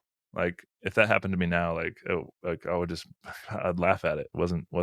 It's not a traumatic thing to me now. But when you're 6, 8, 9, 19 even, and you don't have the tools to process that experience in that moment, that imprint still lives within you. And you need to work on it from the level of consciousness that you went through it at.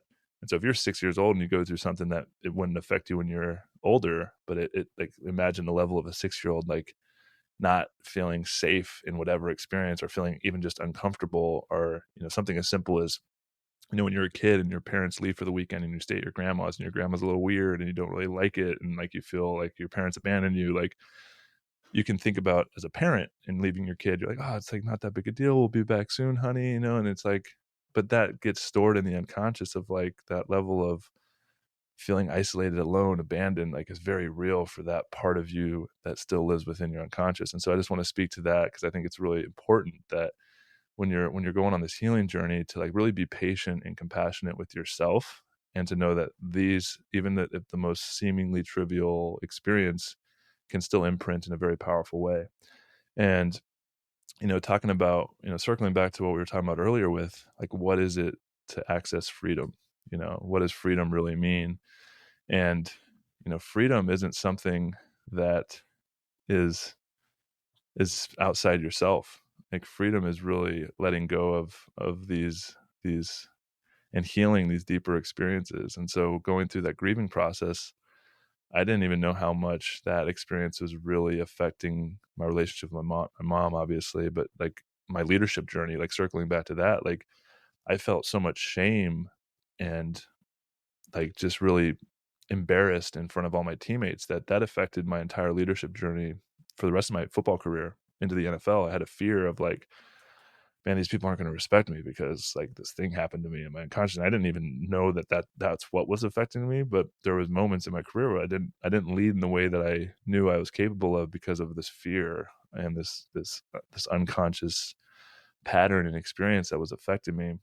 And so if you're on this path of really desiring, freedom, it's easy to talk about, the oppressive nature of our culture and society and, individual oppression and all this stuff. And it's like, yes, and that's another thing with this healing and how complex and nuanced it is like, there's those individual experiences you've gone through, but then there's also this collective wounding that we're all being called to heal and let go of as well. And that's just some really, really deep work. But if you're on the path to really, wanting to find freedom, it's go inward and really recognize what you're holding on to and what's harboring, deep unconscious energies and resentment and anger and grief that is unprocessed, and being able to go into that and feel it and let it go. That's how you really begin to access deeper levels of freedom within yourself. Yeah, as being able to, and I mean, even more so, I mean, there's maybe these mental restrictions that we place on ourselves without even, knowing it. I mean, even within your story, right, of how that impacted your leadership journey, right? Because it's a very specific terminology. And it was interesting because I know in the podcast I was hearing on Kyle's, it was like you were very much a leader in every regard. And so it really begs the question. It's like, well, how much even more of a leader could you have been, or can you be, in this new path of your life, right? Because I mean, maybe you weren't, if you were a quote unquote an even better leader, let's phrase it that way, in the NFL, maybe it would have lasted longer. But at the same time, it's like, can you actually fulfill your entire let's say, mission or purpose on earth if you're in the NFL for 15 years versus like,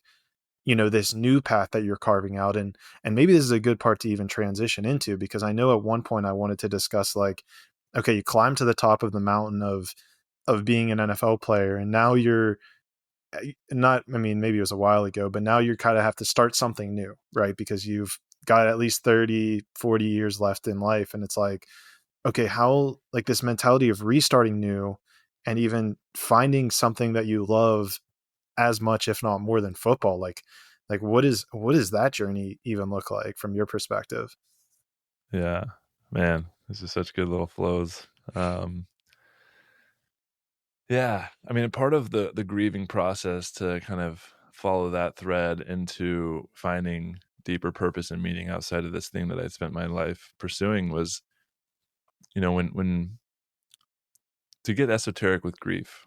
And I think why people are so challenged by feeling grief, because grief naturally on the surface is like, it's like a feeling of loss, it's feeling of a void, it's feeling hurt, and it's when we love something and we lose it that creates grief.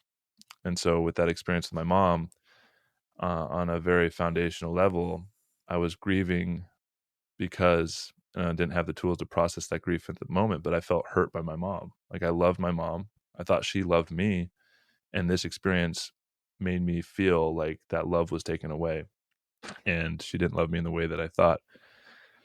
And so back to football, like I loved the game of football so much. I remember when I was younger, like I was like, I don't know what the big fuss is about. I'd play this game for the rest of my life for free, because it was like the innocence and the purity and the competition. And I loved the game of football, and I played it with that love, and played it with my heart.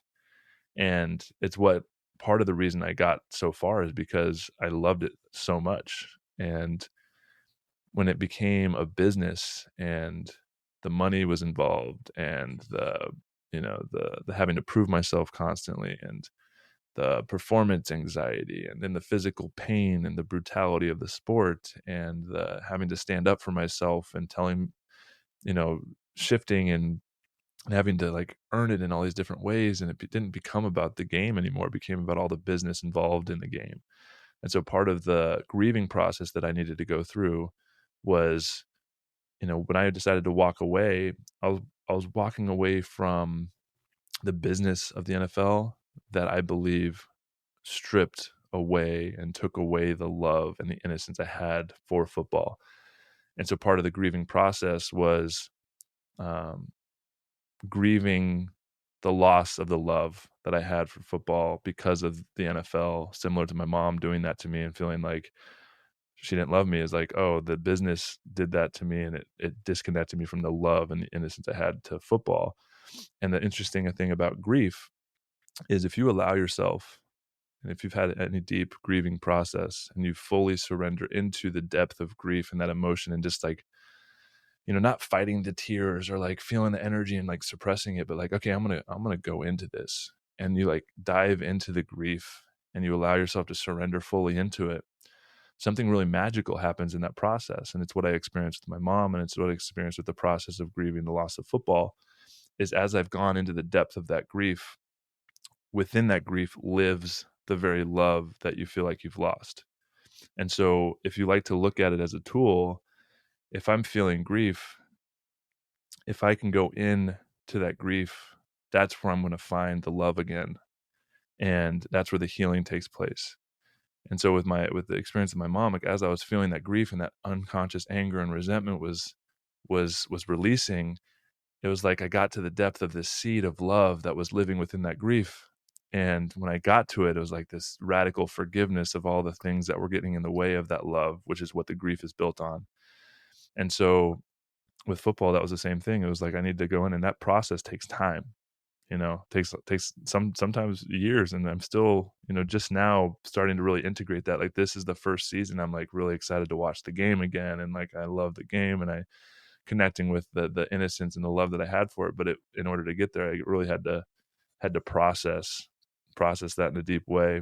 And so yeah, your question was to like, how do I find purpose and deeper meaning? And that's been one hell of a journey, and I think that's really the journey we're all on. And society puts these ideas and this programming of what success looks like, what happiness looks like, what's going to make you feel fulfilled, and creates this never ending insatiable desire to fill the void that we have living within us with these external things. And until we go on the journey of really uh, uncovering and finding that truth within our own heart, is we'll continue to search and seek. And that searching and seeking allowed me, it's the paradox, like you need to go on the journey of seeking and finding your truth in order to find that it's been within you the whole time. And so there's this paradoxical nature of that there's nothing wrong with the seeking and outside oneself, but you have to go on that journey to get to a point where you realize, no matter how long it takes, that the only thing to really fill that void is from within. And that is what's required is really self-love and loving yourself. And I was part of the process of letting go of, with my relationship and my fiance, is like, I'm going to get to a point where, um, I'm going to be with somebody, but I need to know that I'm not looking for them to fill a void within myself. I need to find that truth, that love, that connection, that happiness, that fulfillment within myself, and not putting that weight onto somebody else to fill that void for me, or whether it's a job too, or this job is going to make me feel like I have purpose. And it gets to the point of like the esoteric concept of like, it's not about what you do, it's about how you be, right? And your being. And that's a journey that I continue to oscillate through, because we live in a society and culture that's constantly bombarding us with comparison and money and the way the system works and the ideas of like success. And so it's a constant journey, and that's why the tools and the practices daily are so important. And I'm still trying to figure it out. I'm still trying to create, and I'm getting to a point now where I'm doing it from a place of joy and creation, and I'm doing my best not to attach to the outcome of, if my business fails, what does that mean about me? Like, can I create it and not be attached to what I need it to be, because it reflects who I am, and just really embodying that. And I think that moves into what I was kind of talking about earlier, into this deep wound that I've been working on very recently. It was this fear of rejection, and this rejection wound. And it's been so deep and powerful, and the very foundational root of, I think, all of my trauma. And I think if I look at it collectively, it's a shared foundational root to all of our spiritual wounding too, is this feeling of rejection. And with my faith upbringing with Christianity, and the idea of what I was taught God is, like, there's a foundational part of me feeling rejected by God and rejected by the experience. And because we're in separate perspectives, and I talked about the story of the fall and the amnesia of forgetting that we are all divine, connected to the divine beings, is we all inherently feel this rejection from source, and this rejection from the greater self. And that showed up and manifest in my my family dynamic. And so with my dad, because I never really felt connected to him, had this fear, because of their belief structure, that if I showed up and was embodying my authentic self and my curiosity and all these questions, that part of me was being rejected by them.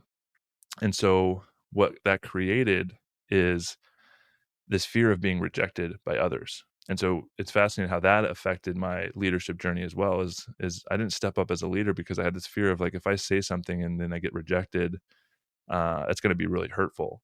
And so what that did, that fear, and this is what fear kind of does because it wants to protect us, is it manifested the very thing I was scared of. And instead of me stepping into my leadership and risking the potential of being rejected first before that could happen, I just rejected myself. I rejected that part of myself. And so there's been this underlying story in my life unconsciously that I'm going to play small because I don't want to be rejected. And that's how that showed up in my leadership journey. And I had this experience just very recently, it was like a few months ago, when I sat down with my dad, and I asked him for support. And, I bought this property 90 minutes outside of town, and I put a lot of my resources in investing in it and remodeling it. And there was long story short, I had a big cost. I had to redo the whole HVAC. And so I wanted to get a home improvement loan so I could home improvement loan. But because I didn't have pay stubs and a traditional job, I couldn't get a loan. So I went to ask my dad to help support and co-sign this loan for me. And I thought it would be an easy way for him to support me. And I sat down with him, and it basically led into this really intense experience where I felt super rejected by him. He said, I'm not going to support you. I don't believe in what you're doing. I don't think you know what you're doing. And I felt really rejected by him. And it led to like all this really deep anger and resentment that I was feeling. And I left the house, I left the conversation, feeling really intense. And I reflected on that. I'm like, what am I feeling? Like, why is all this present now? And as I contemplated that, I was like, oh, I'm realizing like I always had this fear of being rejected by my dad, really. And what that did was it made me wear a lot of these subtle masks of who I thought I needed to be to receive love from him. And what's fascinating, if you circle back to my whole journey in football and how I reached the pinnacle of success and really became one of the best in the world, like the underlying driver of that ability and capability to push myself to that level of success was because I thought if I could find that level of success, my dad would finally love me. My dad would finally approve of me. My dad would finally, accept me. And I got to a point where when I reached that level, like we were more disconnected than ever. And then I let it all go. And I said, okay, that wasn't it.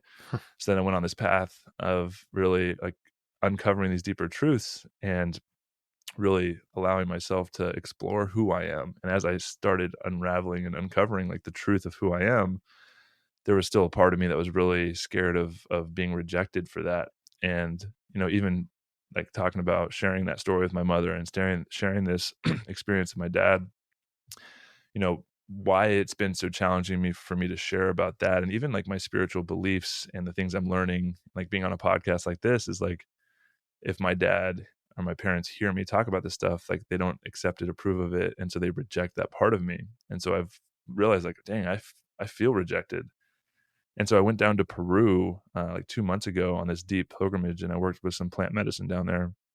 And it really helped me process the grief of and really this letting go of who I needed my parents to be for me, like this projection of needing to be approved by my father, needed to be accepted by my father, and realizing like no matter what I do, he's not going to accept me, he's not going to approve of me, he's not going to love me for who I am.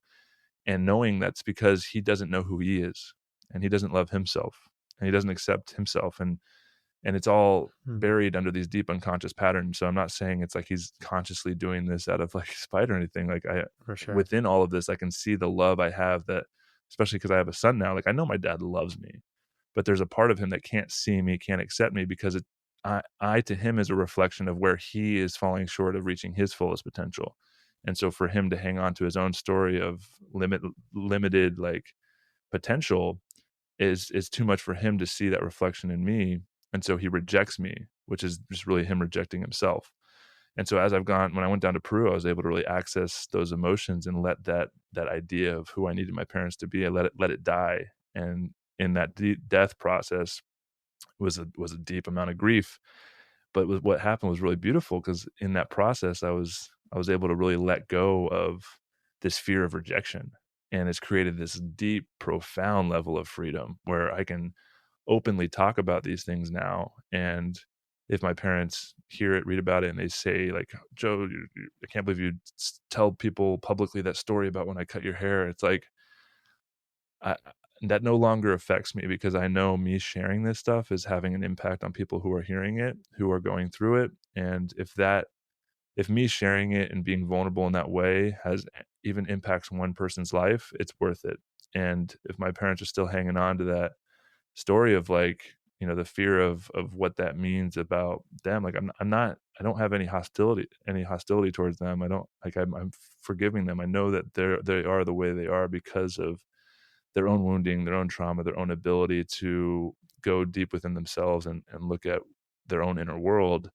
And I had to let go of needing to save them really and help support them. And it's like, that level of freedom has been super profound. And it's so fascinating. We talk about freedom, and freedom's been one of my biggest journeys, is like, I just keep reaching and accessing like deeper and deeper layers of what that even means. And, circling back to even like the food piece and the sovereignty and the growing my own food. It's like, how deep does this journey go? It's like, It seems like you need to be completely rejoined with God at some level if you're going to be truly free. But I mean, I think even a bigger theme that was coming up there almost at the end of it, right, is kind of this idea of, if your parents are listening or following along, and even the model of love, right? Like how do we model our love towards other people is a reflection of how we model love towards ourselves even. And I don't know, there's a piece of me that seems like even if at some level they hear all of this esoteric stuff, and I think I heard in Kyle's podcast, your daddy even would talk about how meditation was like a chance for the devil to get inside you, which I'm huge on meditation, so we can get that in a second. But the core fundamental thing that feels like is coming up here is that this could be even an avenue for your parents to know you and experience you in a different light that's almost unfiltered. Because I have a similar relationship with my mom, where maybe not to the extreme of like all this, but she, at some level there's probably some sort of barrier or thing that we're still working through in our life, but I know she listens to like all of my podcasts, so she has these like little times where she's listening, and then she has these ideas that come up. And so it seems to me that even this podcast is a way for me to expand the relationship with my mom, where she hears something, she's like, I don't really understand that, or that doesn't make sense to me, or are you sure you really want to be putting this out there? And so it even opens up that dialogue of like, okay, here's the way that my parents saw the world, and like now they can see how I'm experiencing the world. So like, as we even kind of start this, is like, okay, we slightly disagree about something here, like where's the line of truth that runs through it? Because this was even a quote that popped up in my head earlier, but when you were talking about truth, like there's a quote by Paramahansa Yogananda, who I'm not sure if you're familiar with him, but he has a quote that's like, truth is never afraid of questions. And so it's like, no matter how many questions you use, no matter what questions you find, like the truth is always going to be there at the bottom of the rabbit hole, of the pit, of the things. It's like, so, the only thing that we're afraid of is that ego identification, that worldly view that we're clinging to, the person, the thing, the item. But the quicker we can like let that go, the quicker we can find deeper truth, deeper meaning, even in our own lives. Yeah, that's so powerful. I love that. Yeah, it's the questions that actually allow you to get to the deeper truths. And like without the questions, you're not actually going to be able to find the truth, which is really powerful. And it's a really great point. I mean, the potentialities there, right? And back to that fear of rejection, like if I'm ever going to have the potential of being fully accepted, approved, received, heard by my parents for who I am, then I got to be able to speak and share who I am and what I believe. And if they reject that, then that's fine. But if I'm putting on a mask or saying a story because I want their approval or I want their acceptance, then even if they get to a point where they're accepting me, they're not accepting me, they're accepting the mask of what I'm putting on to receive that validation and acceptance. So it's like the freedom is in and it creates the potential for there to be an experience, and I'm holding on to hope for that, right? And it's like this, they may come to a point like we don't really understand it, but we love you and we accept you for like what you do share and what you do believe. And yeah, but to get to there, the only way that's even a potential is if I'm fully speaking from my heart and my truth. And until I get to that point, then it's always going to be like the rejection is always going to be manifest because I'm rejecting myself first. Right. And then the world just has a way of amplifying that back to you. I'm also finding, I'm also kind of finding a funny visual where, we're talking about all this like fear and doubt and shame that you were going through. And yet I'm sure on the outside, I didn't look up your stats, but being a center, I'm sure you were at least like 6'4", 6'5", and, 280 pounds. And yet, this is like a physical representation, which I'm sure there were people who were even just afraid of your build. And yet underneath the surface is, for lack of a better word, like a scared child almost, of trying to find acceptance, trying to find all this stuff. And it's almost like this comical, ironic, representation of everything that we're talking about. Yeah, totally. I think it's interesting to know that, everybody is going through some type of internal narrative and story and fear and wounding and experience. And I think it goes back to, being able to know who I am and be confident in myself. Like when I walk into a room, I don't have anything to prove to anyone. And I think naturally when, somebody walks in and they need to take up space, or they need to share a lot, or like whatever it is, to like, you can almost tell like their insecurities just kind of Overcompensating. radiating off of them because of they're trying to fill that void or that insecurity with the story and needing to be received or seen in a certain way. And that level of freedom, when you access that level of freedom, like it radiates, there's a frequency to it, and it creates safety and even the environment energetically where, you can connect with people and listen and hear and accept and receive people for who they are. And even if they are acting and, insecure, or they're a little bit more ego driven, it's like being able to be curious with them and hold space. I mean, that's really the path that I'm on, and the work that I do is really helping hold space and in containers for people to feel seen, to feel heard. Because I think back to like the whole mental health crisis and where we're at as a society is, I think 99% of what could really help support mental health, emotional health, and all of the things that we face collectively is, people just desire to be seen and heard and accepted and felt. And if you can create a space for that, but in order to create the space fully, find that within yourself. And so back to like, if you want to change the world, the only way to change the world is by changing yourself. And if you can fully accept and heal and find that freedom within, you can start holding that space for others. And that's why I love kind of circling back to what we shared about Jesus. Like Jesus, like he was talks about in the Bible, like he hung out with, the kind of the quote unquote like kind of scum of the earth, or the rejected ones, the people that weren't super accepted, and he was able to like be in a place of non-judgment. And because of that, he was able to heal people. And he didn't heal people because he had special powers. He healed people because he was healed and he was present, and he saw people, he saw their heart, he held them, he received them, he loved them. And in that process, it's like, whoa, like if you felt that from somebody, it's like, it's the most powerful thing in the world. It'll change you. It's like that just divine frequency, right, of what we're calling Christ consciousness, or I think in Hinduism they call it Krishna consciousness, which is just like well, they call it something else, but I know Krishna is like their version of Christ. But yeah, it's weird. It's like if you're just surrounded by that energetic vibration, and I think there's just plenty of studies that even reiterate this, right? Whereas if you're surrounded by fear, lack, scarcity, all of this darkness, like, I mean, what options do you have if you don't have a model for what's good, what's high vibration, or even, and in this case, the pathway towards self-realization or God or the embodiment of it?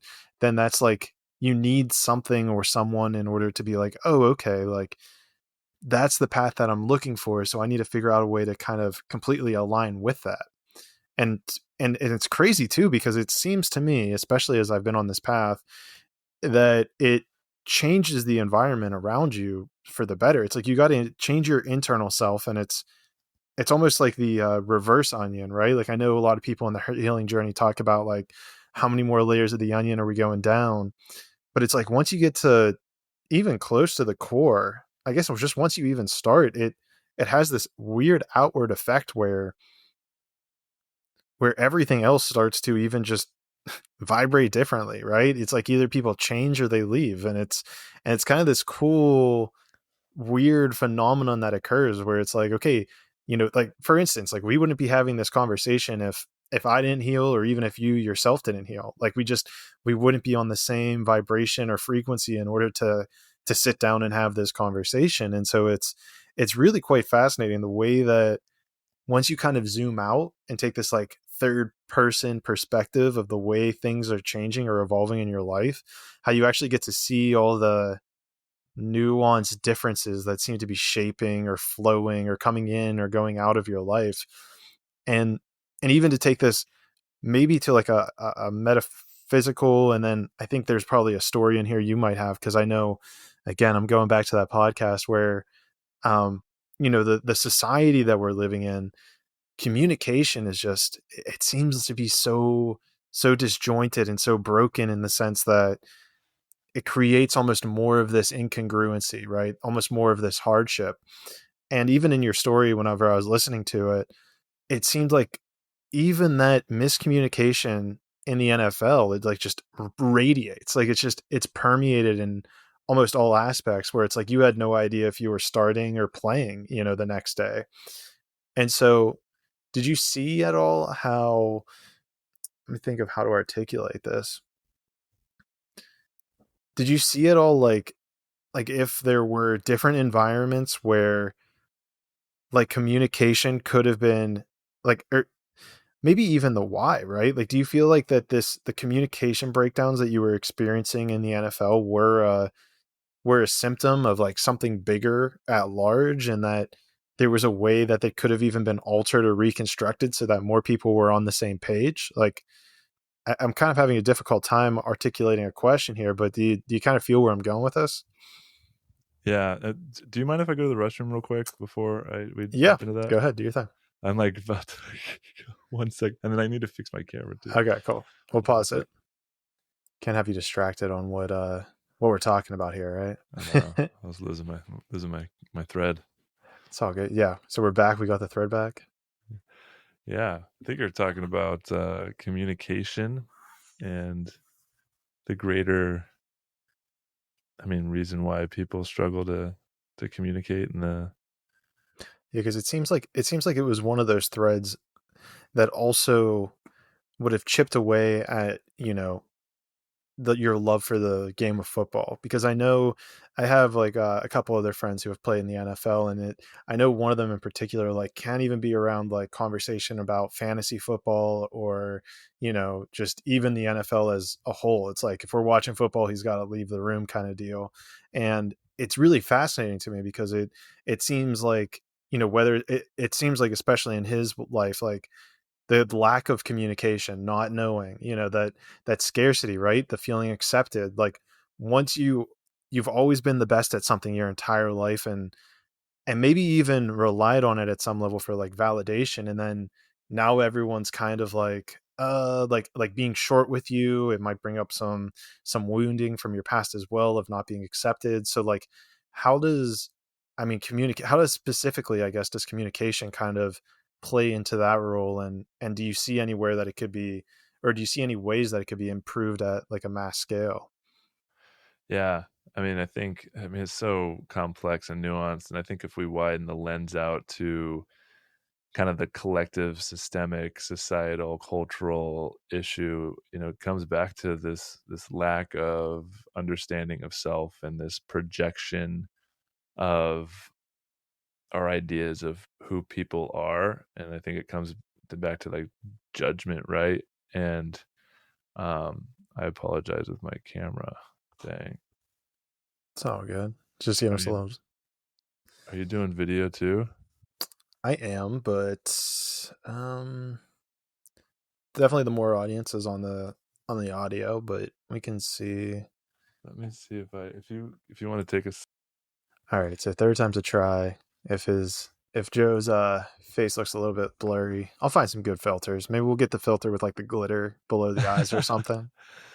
Yeah, Yeah. it is. I mean, it was really nice for a long time, but yeah, apologies for the technical difficulties. We're flowing, and it's really about the conversation more than anything. It's all right. We'll find it again. We found our way Yeah. back there once.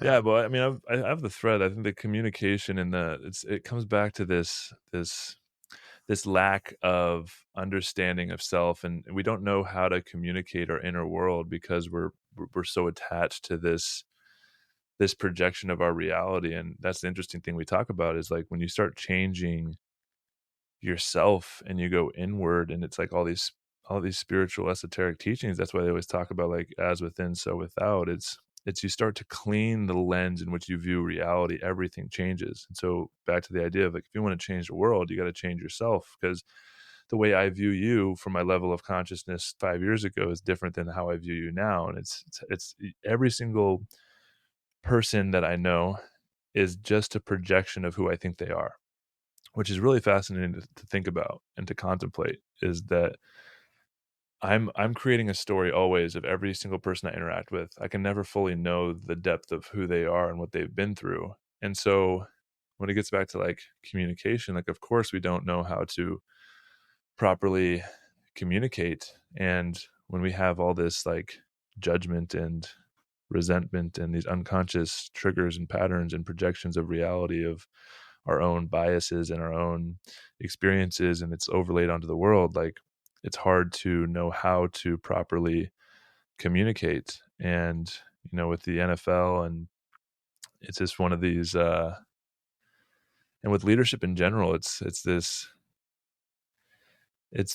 was really challenging to be a part of that environment, because all I really like needed was somebody to come up to me and be like, hey, we noticed that you're really struggling, or your body language is off, or you're not performing like we need you to, and if you don't change or shift, or we're going to cut you. To have that conversation seems a lot more practical and smart as an investment into a player than just being like, hey, he's not up to snuff, let's just cut him. And I think it's individual. I think there's a bigger collective obviously issue, and I think some of the reasons I shared. But I had a coach, his name was Mike Tice, one of my favorite coaches I played for, and I was only able to play for him for 4 games because he was there for a year, and I blew my knee out 4 games into playing with him. But he was such a breath of fresh air, because when he came in, he played in the NFL for 15 years. So he understood, like he was a player's coach. He understood what we were going through. And it was so refreshing, because he would come into our offensive line meeting room, and we'd have like a younger guy. Started training camp, there's 15 to 18 offensive linemen, and we only hold 9 to 10 offensive linemen on the team. So everybody knows, 8 or 9 of us are going to get cut.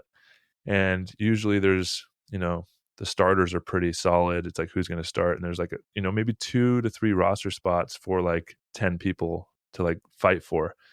And he would come in oftentimes and be like, hey, let's say Jeff, I was just up in a meeting with the front office and some of the scouts and the general manager, and the topic of conversation was, you're not doing good enough, and you're not doing good enough in one-on-ones, and unless you change something and show up and play better, they're talking about cutting you. And I wanted you to know that to your face, so that you could attempt to do something to improve. Right. And that this is where they're at. And because he said that, it created such a profound respect for this man that, like, I know that he's going to tell me how it is. Like, if I'm on the chopping block, he's not going to like tiptoe around and be like, oh, like we can't let Joe know because that might affect his performance. He's going to come in and tell me to my face, like, hey, we're thinking about cutting you and you need to do better. And that alone created such a profound respect for this coach that I wanted to do everything in my power to play as best as I could for this guy. And so I think that was obviously not the norm. That was an outlier, but because he was so deeply connected from personal experience on what he would want to be treated like, that's how he showed up. And, it's fascinating in the NFL. There's it's like a $25 billion a year industry. And it's fascinating how, it's a really big business, and obviously the sports side of it.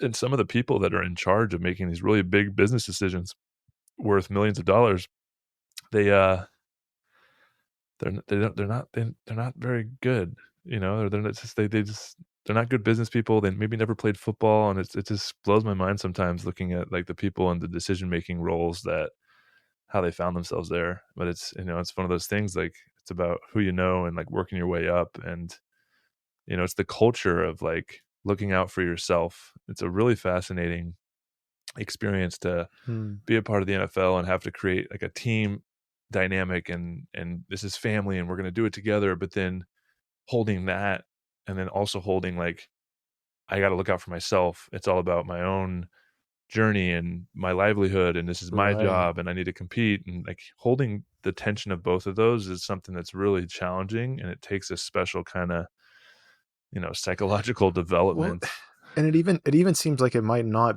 be possible. Like and maybe maybe the NFL is a fact that it is, but to me it seems like, having this articulation of like family, team, like an underpinning of that would be communication, right? I mean, there's a reason it's the number one amendment. It's the very first one that we put into the Constitution. It's the most, it has to be. I mean, it like just fundamentally, it feels like it's the most important thing of being human is to communicate, right? And then you want to take another layer onto that, and we're trying to build a team, a family, and we're trying to achieve a singular goal, right? Like we all want to work together to achieve a singular goal.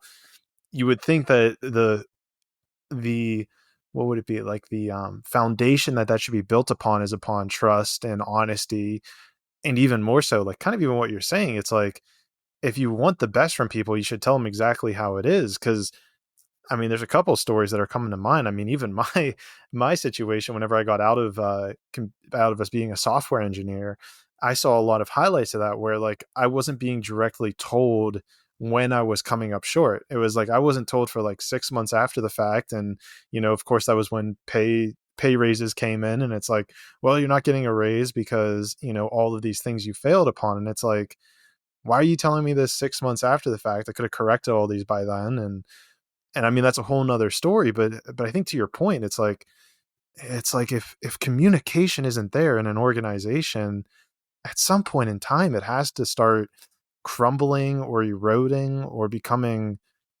less than what it is. And it's really fascinating to see such a prolific, um,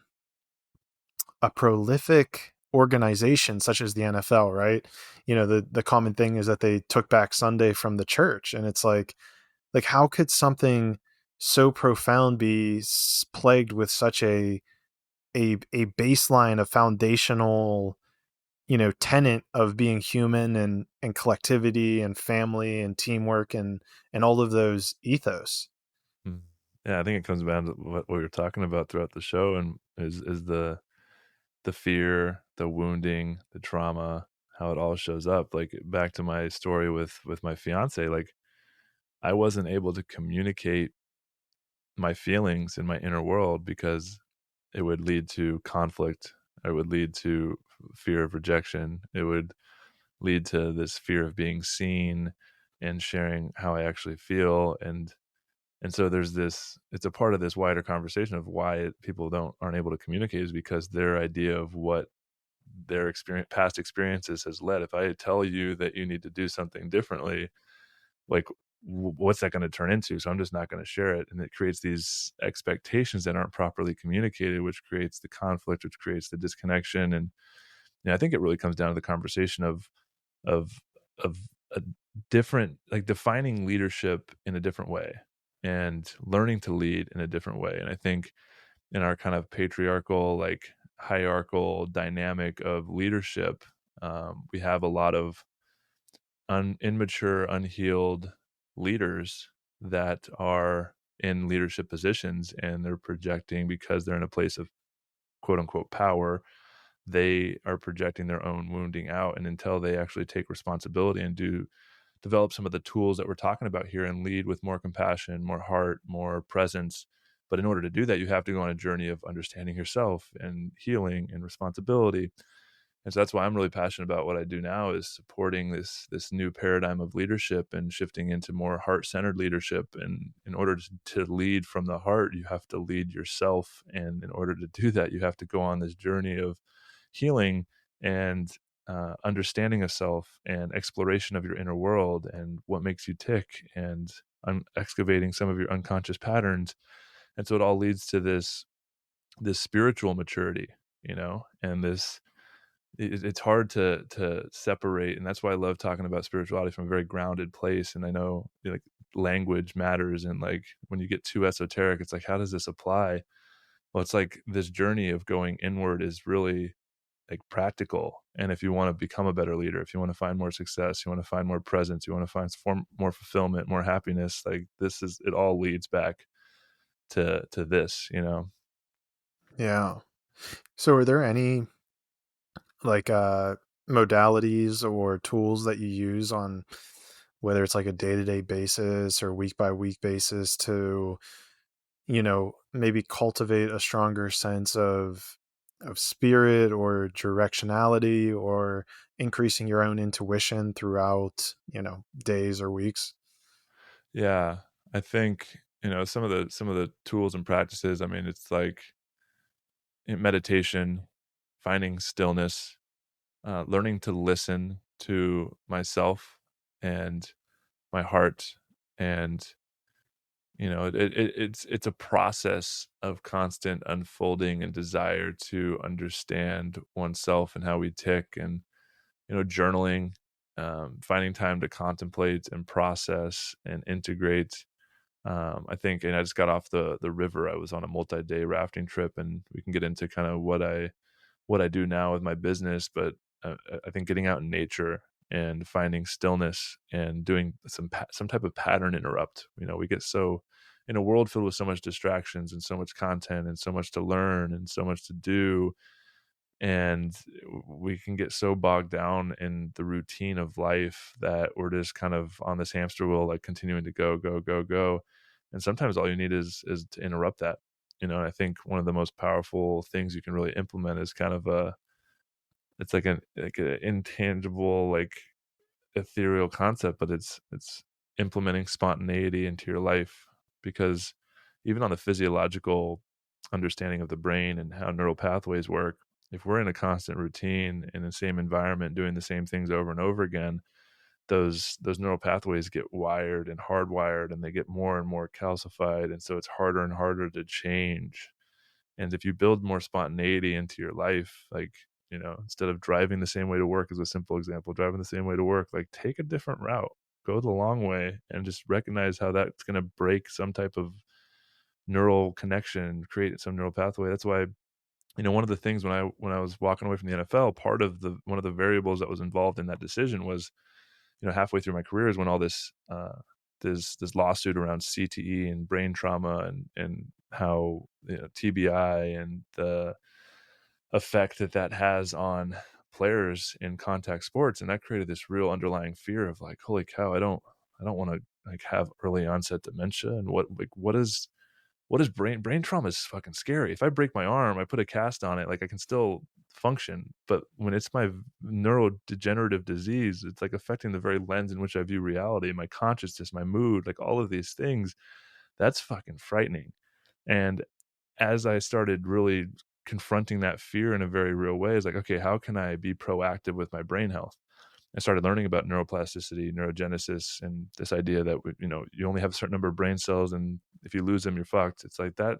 No, like, you can regenerate brain cells. And, I started learning about, anti-inflammatory foods and, nutrients that's good for the brain. And then understanding, okay, like learning new things and expanding my awareness creates new neural pathways, novel experiences. Like, that's why travel is so important. Like going not just to like an all-inclusive resort, but like going on a backpacking trip or a road trip to go get into an unknown environment that you can't predict what's next, creates this radical presence and breaking down and expansion of these new neural pathways. And then getting into, some of the work with psychedelics and plant medicine, and how the research around that creating new neural connections in the brain. And so that's kind of what got me on this path of really taking care of my brain health, has actually led me to deeper levels of awareness and expansion of my consciousness because of the neural pathways that I wanted to create so I could have better brain health, is like also expanding my awareness and expanding my understanding of self. And it's really cool how, if you really want to care for yourself and your health, like if you go down that path, it's actually going to lead to deeper levels of spirituality and connection and awareness too. It's like all connected. It's so wild. And so did you find in this kind of journey, right, especially maybe with the brain and the mental and CTE stuff, like because I think even as someone who played football in high school, right, and has, relatively probably not nearly as much head, you know, head contact, head abuse maybe as yourself. What did you find whenever you were deep researching this? Like, what are some things that we are able to do to keep the brain functioning, keep it regenerating more efficiently? Is meditating solid? Are there certain foods? Are there certain minerals, vitamins? Yeah, I would say, even like there's a lot of different things you can do. I think I read a book called Genius Foods, which I forget the author's name. I think it might be Max Lugervar or something. But his mom had early onset dementia and Alzheimer's, and so he went on this deep path of researching, like, how can I help prevent uh, neurodegenerative disease. And he did a lot of deep research on the actual foods that we eat. And one of the worst things for the brain is high inflammatory foods. And there's specific foods that are really good for brain health, like almonds, blueberries, avocados. And then there's stuff that's really terrible for not only the brain but for the body. And I think one of the things that most people don't talk about is the PUFAs, the polyunsaturated fatty oils, that are literally in almost every single thing that we eat. And these oils are created because they have a high burn rate. So like they don't burn. So you can like put them in things and like processed foods and all this stuff, and they don't break down at high temperatures. And that's what the reason they use them.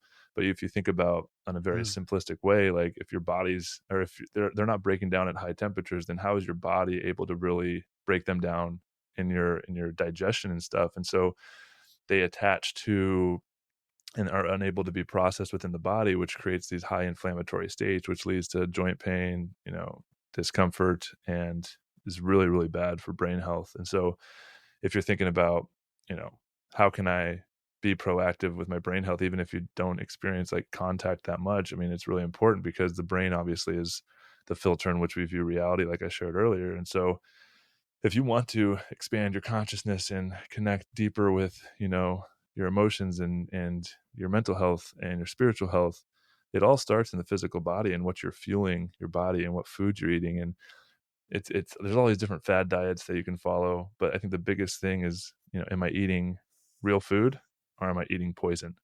And if you're not checking the label of every single thing you eat, like start there. And if you don't really know what you're looking for, if I look at something, I always look at the label now. And if I look at something and it has more than like 5 ingredients, like at the ingredient levels, like it's just like a whole list, I just put it back down. Like automatically, I don't even need to read it. It's bigger than the nutrition label. Yeah, look at the nutrition label. And a lot of people, there's like we're kind of programmed to look at macros, right? Like how many grams of protein, how many grams of carbs, how many grams of fat. I mean, that's really irrelevant if the ingredient list is like, because they can genetically engineer food to have different macros in it to look healthy. If the ingredient level is like this, it's you're eating literally poison. Your body struggles to break that stuff down. And so eating more, I like to say, like eating more high vibrational food, like fruits, vegetables, things from nature, like start there and just notice how much better you feel, because inflammation affects everything, our mood, our health, everything. Yeah, I know. I think I saw, and it's a huge, and it should not be an understated point, which is to read the ingredients. Like that's so powerful. And I even know there's like these tortilla shells, which you look at the back of them, it's, just a whole bunch of random stuff, but they had one, like one variation of their brand, which was like spinach herb was like the brand. And so the shell was like a little bit green. And so it's like sitting there, you're like, oh, okay, there's spinach in here. And then whenever you go and read the ingredients, it's like the very last or one of the last things on the thing. Then it's like, oh, there's like spinach, like coloring or something. It's like not even, they didn't even put real spinach in it. They just like took the coloring out of it or something. I don't even know. When I saw that, I was like, this is fucked up. Like they're putting on the label spinach herb, and yet I don't even think there's actually spinach in it.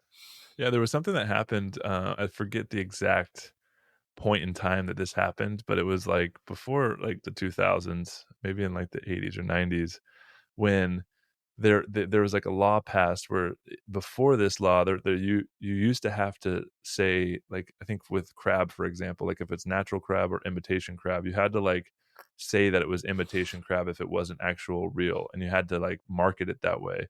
And there was something that shifted where they no longer on the marketing label had to actually tell you what it is. They just had to say it on the ingredients.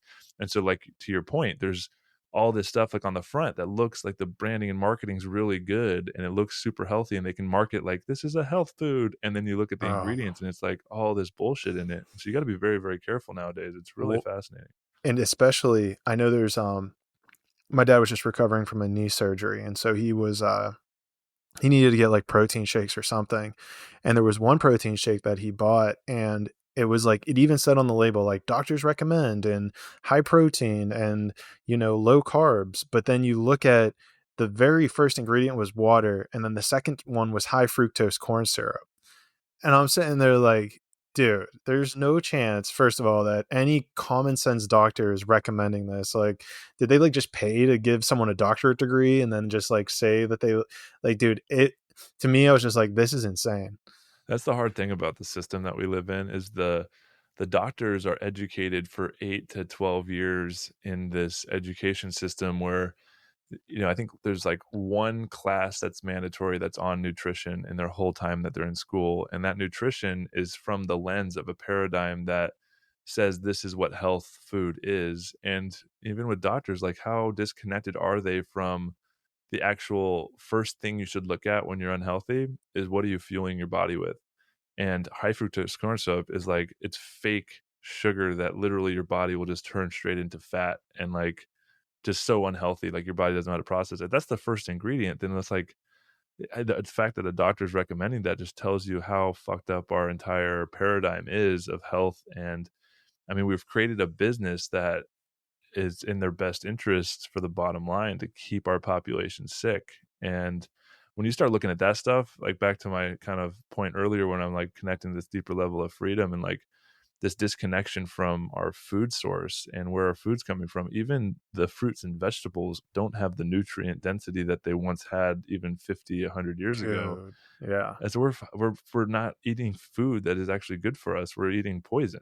And once you start doing that, like, you don't even talk about trying to expand your awareness and consciousness if you're not even checking on what you eat. And, you know, I heard this actually very recently. It was one of my friends, one of his spiritual teachers said, you know, because there's all this talk about like spirituality and calling in abundance and freedom. And when it's done from this level of awareness that is in this old paradigm, it's like all another ruse to keep us trapped in the system. And if your spirituality isn't connecting you with your food and with the earth and with reciprocity, then you got to really question, like, what am I actually doing here? What am I connecting with? It's like you're still it's another way to trap you in this game, in this machine. And, you know, I'm just now, I've been on this path for a long time, I'm just now starting to realize, like, okay, like real spirituality is connecting with nature and connecting with where my food comes from. Like, that's the real grounded connection to nature, and how we get back to this story of what Charles Eisenstein is evolving and reconnecting with this story of interbeing and not separation. Yeah, dude. It's crazy too, because I know I've even seen where I don't quote me. Well, maybe I shouldn't say it if I'm going to say don't quote me on this, but I know that they're even kind of like pumping the soil with like artificial stuff such that foods are getting bigger. And maybe I should fact check myself before I say something like that. Here's what I will say that I know is true. I'm not sure how much you've traveled out of the country, but whenever it comes to things like bread, for instance, like here, if you eat bread, you could eat like an entire loaf and not feel full at all. But if you go over to like Italy or even Israel or like Egypt and you just have like one slice of bread, dude, it's so satiating that it's crazy. Like it's just, you can just feel it tastes so much more real in a sense, which is weird because I always kind of like made this mental association of like wheat, grains, inflammation, it's not good for you. But I think big picture, it's like one of those moderation things. Big picture, if you're getting all the real nutrients that are probably supplied with it, it's a lot more healthy. And not even that, but you're not like stuffing yourself full of 20 pieces that all the nutrients is packed into maybe half of one. Yeah, totally. And everything, that's why it's so important to check the labels. Like there could be, 3 of a similar product or a similar type of food on the shelf. And if you don't look at the ingredients, one of them could be first ingredient high fructose corn syrup, and the other one's actual whatever it is, like cane sugar. It's like this, that alone is like, go to the one that has the cane sugar. And when you start looking at labels, Right. you start recognizing there's little changes you can make. And usually those healthier products are a little bit more expensive, maybe like 50 cents, $1 more, but there's a reason for that, because they put all these shitty ingredients in, because at scale it's cheaper for them. If it's like a penny or two cheaper per item of product, they're going to make that decision, because at scale, selling millions of items, like it's going to lead to millions of dollars in their pocket. And so when you start looking at how the whole system collectively works, you really start, it's back to the radical responsibility. Like you need to start really taking responsibility for what you're putting in your body and start there. I think it's really, really important. Yeah, I think that's probably a big piece of it too, where when you talk about all this stuff, you look at how bad the systems are, how messed up they are. It kind of, the best thing you can do is like bring it back into yourself. Like, okay, we're talking about how all of this, food is bad, malnutrition, over farming. They're putting stuff in the certain foods and telling us to eat certain things. And I think what we're kind of hinting at here, which is to take that ability like within yourself, make sure you know where the source is, go to your local farmers markets, go to, start your own farm if you have the ability. And I think that's probably the way, because it starts at the individual, right? Like if you didn't do it, then you wouldn't be able to come on the podcast and tell us about it, right? And so I think it's probably, that's the way you combat this, is like, don't try to fight the system, right? Try to change yourself. Try to look at what you have in your general vicinity and be like, okay, I choose to no longer go to the supermarket. I choose to go to farmers markets. I choose to grow my own. And I think over time, that's kind of how you chip away at these behemoths, right? It's the David and Goliath story, if you will, where it's like, this is how you can embody that David that's kind of within all of us.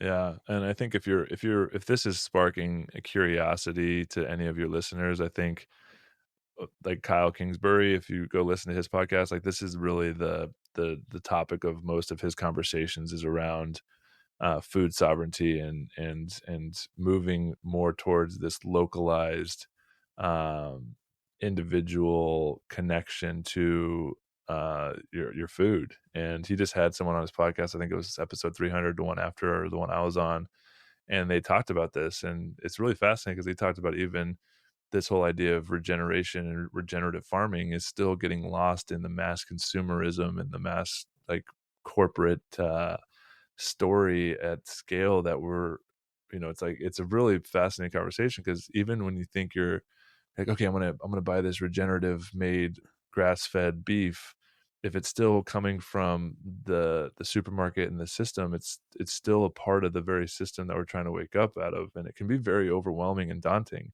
And people are like, well, where do I start? I don't have land. I can't grow my own food. I can't survive. It's like he talks about in that episode, I forget who he had on, but it was really, really good. And it's like, if you don't know where to start, then, look down and start where your feet are.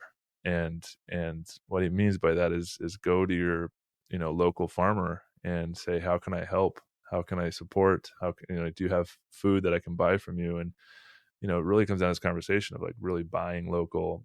And, just from the simple fact of how do we navigate this great shift that we're moving through and the potentialities of total chaos and anarchy with if the systems we live in are very fragile at scale. And as we saw during COVID, it's like, supply chain and like food, like if we're unable to get food into supermarkets, like what happens to people after a few days of not being able to eat? Like it gets really scary really quick. And so if you just start developing those relationships with local farmers, and they're everywhere, and you just got to do a little research and start putting that groundwork. And it is overwhelming, and I'm not saying it's something like I need to be better at, and I'm just starting down this path. And I think it's really cool. Like a lot of people I know, it's almost as if there's this collective download that's happening, that's like this whisper from spirit that's like, hey, it's time to get back to who we are. It's time to remember. It's time to reconnect with our food, reconnect with nature.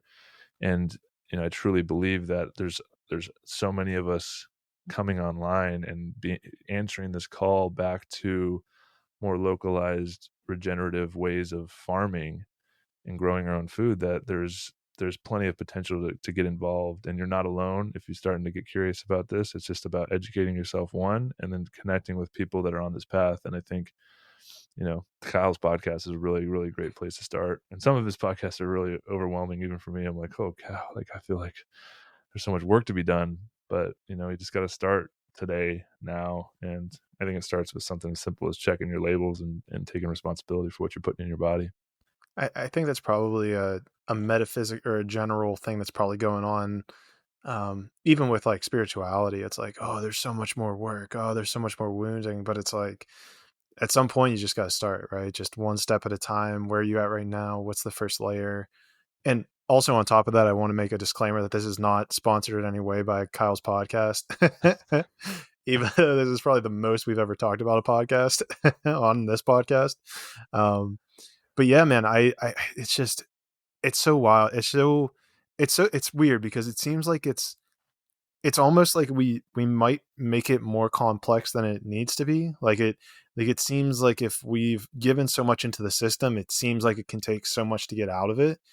But at the same time, it seems like just one step at a time. If you just make that one step to uncover this new thing about yourself, this one step to just stop eating your fruits from the market, instead go to a farmer's market for your mushrooms and fresh veggies, get the rest of the supermarket. You just make these little pivots, and it kind of, you find your way out of it. And I think there's probably a parallel here with even you kind of standing up for yourself, in the big picture, with like standing up for yourself, like saying, no, I'm like the leader. Do you really want to rely on this guy? And I bet at some level, like that small step, leads to you to where your story kind of went, where you found yourself like kind of approaching free agency, saying like, okay, this is my dollar amount, or else I'm walking because I need to protect myself, because you're standing up for your physical health, your bodily health. And it seems like that even started to exacerbate the whole situation that we really dove into here. And so where I'm curious, right, is because we talked about you going up to the top of that mountain, and then afterward it's like, okay, what the hell am I doing next? Like, what's the world like after football? So you've brought up a couple times, you have a business, you have this farm you're doing. Is this the new mountain that you're trying to climb or trying to build that you're going to use for, whatever it is that this spirit is whispering to you?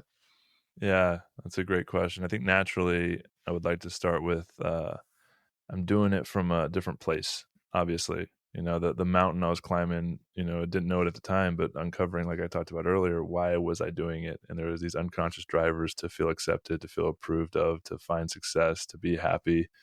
And I'm grateful that I got to that point at such a young age and was called to let it all go, because it led me on this path of deeper self-discovery. And from, naturally when you start waking up and going on this journey inward and desiring to understand yourself and heal, I think every single one of us that goes on this path develop a natural desire to be of service to something greater than the self, and to others and those that we love. And so I'm doing it from this place of really wanting to be of service, and getting back to and remembering what it means to be human, and to not get too lost in this story of consumerism and materialism and all of this. And so the few projects I'm working on, in that I have the property 90 minutes outside Austin. It's called Haven. We're moving out there in a couple months once our remodel's done, and we're going to be doing a regenerative farm and starting a community village and opening a retreat center out there. And so I'm really passionate about facilitating transformational experiences and holding space for people to uncover and explore and to heal. And that's what I've been, training in through my own experiential process, but then also understanding and working with some mentors and doing some breath work and some different experiential processes to really help facilitate this deeper healing. So if anybody desires to go on that path or go through a retreat type experience, that's something that's going to be coming online over the coming months and years. So definitely check that out. And then my project that I'm in the process of launching right now is called the Härt Collective. And the Härt Collective is, I'm really focused on building community, because I truly believe that healing can really only take place in the presence of others and within community. And so the Härt Collective, I just launched and opened applications a few weeks ago. I don't know when this podcast is going to go live, but I'm bringing together 40 founding members to build the nucleus and foundation for this community of high impact leaders, entrepreneurs, visionaries, people that are really passionate about and desire, like some of this conversation we had, who have the ability and the resources and the impact to facilitate real change in the world. And so building community for them. And what I've found is you can't build community just because you want to. You got to go through some type of experiential process. And so I referred to the multi-day river trip I just got off of, and I've been facilitating these deep wilderness expedition retreats the last couple of years. And there's just something really profound about being deeply immersed in nature that allows you to shed the layers of who you think you need to be, and then really initiating the energy of your heart that tends to bring people together. And so I have 2 permits this summer, one in June and one in August, and we're using those experiences to really facilitate the deep bonds and connections and that are required to build community. And then there's some really exciting things I have for the future of how to leverage the power of this collective network and community into greater initiatives in the world, so that we can actually have a greater impact. So it's not just about, there's a lot of spiritual communities, and then there's a lot of entrepreneurial communities out there, kind of merging the two. And it's not just about the individual transformational experience that will take place, but it's how do we have that experience to facilitate deeper bonds as a community? And then how do we leverage the power of community for greater initiatives and to be of service as a community to greater good. So that's really exciting. You can check that out at the HärtCollective.com. It's HART. And then I have my podcast too, called Life Beyond the Game, and I just relaunched that. And I bring on former elite athletes to talk about the transition process specifically, and talk more about these psychological processes and the healing, and how that journey, like I've referred to so many times throughout the show, propelled me on a deeper journey of self-discovery and healing. And I think there's something really cool about bringing on kind of these role models and these mentors and these people we look up to in our world as athletes, and getting to the depth of their story and how the letting go of this identity propelled them on a journey of deeper healing and self-discovery. And the intention there is to hopefully inspire others to feel not so alone in this process, because it's something that we're all moving through, no matter where you're at in life. We're moving through a massive paradigm shift collectively, and it can be disorienting at times. And to know that you're not alone and to find inspiration in other people's stories is really, what I'm here to help facilitate. Yeah, and dude, I mean, a ton of inspiration could definitely come from your story. Even just what you shared here was got me at one point super moving and powerful, man. So I'm super grateful for your time, bro. I think this feels like a good spot to wrap it up. I usually leave a last little segment for people to plug their stuff, but it seems like you've done that. But with that being said, I do want to give you this space, just if you have like a last final message to just like, if you want to anchor into people, guys, you're going to be able to check out his links below. So if there's something you want to reference that you've already referenced, I know we'll link that below. But yeah, I want to give the floor to you if you have like a final message for the audience. Thanks, brother. I really am deeply grateful for the opportunity and for the presence and the curiosity.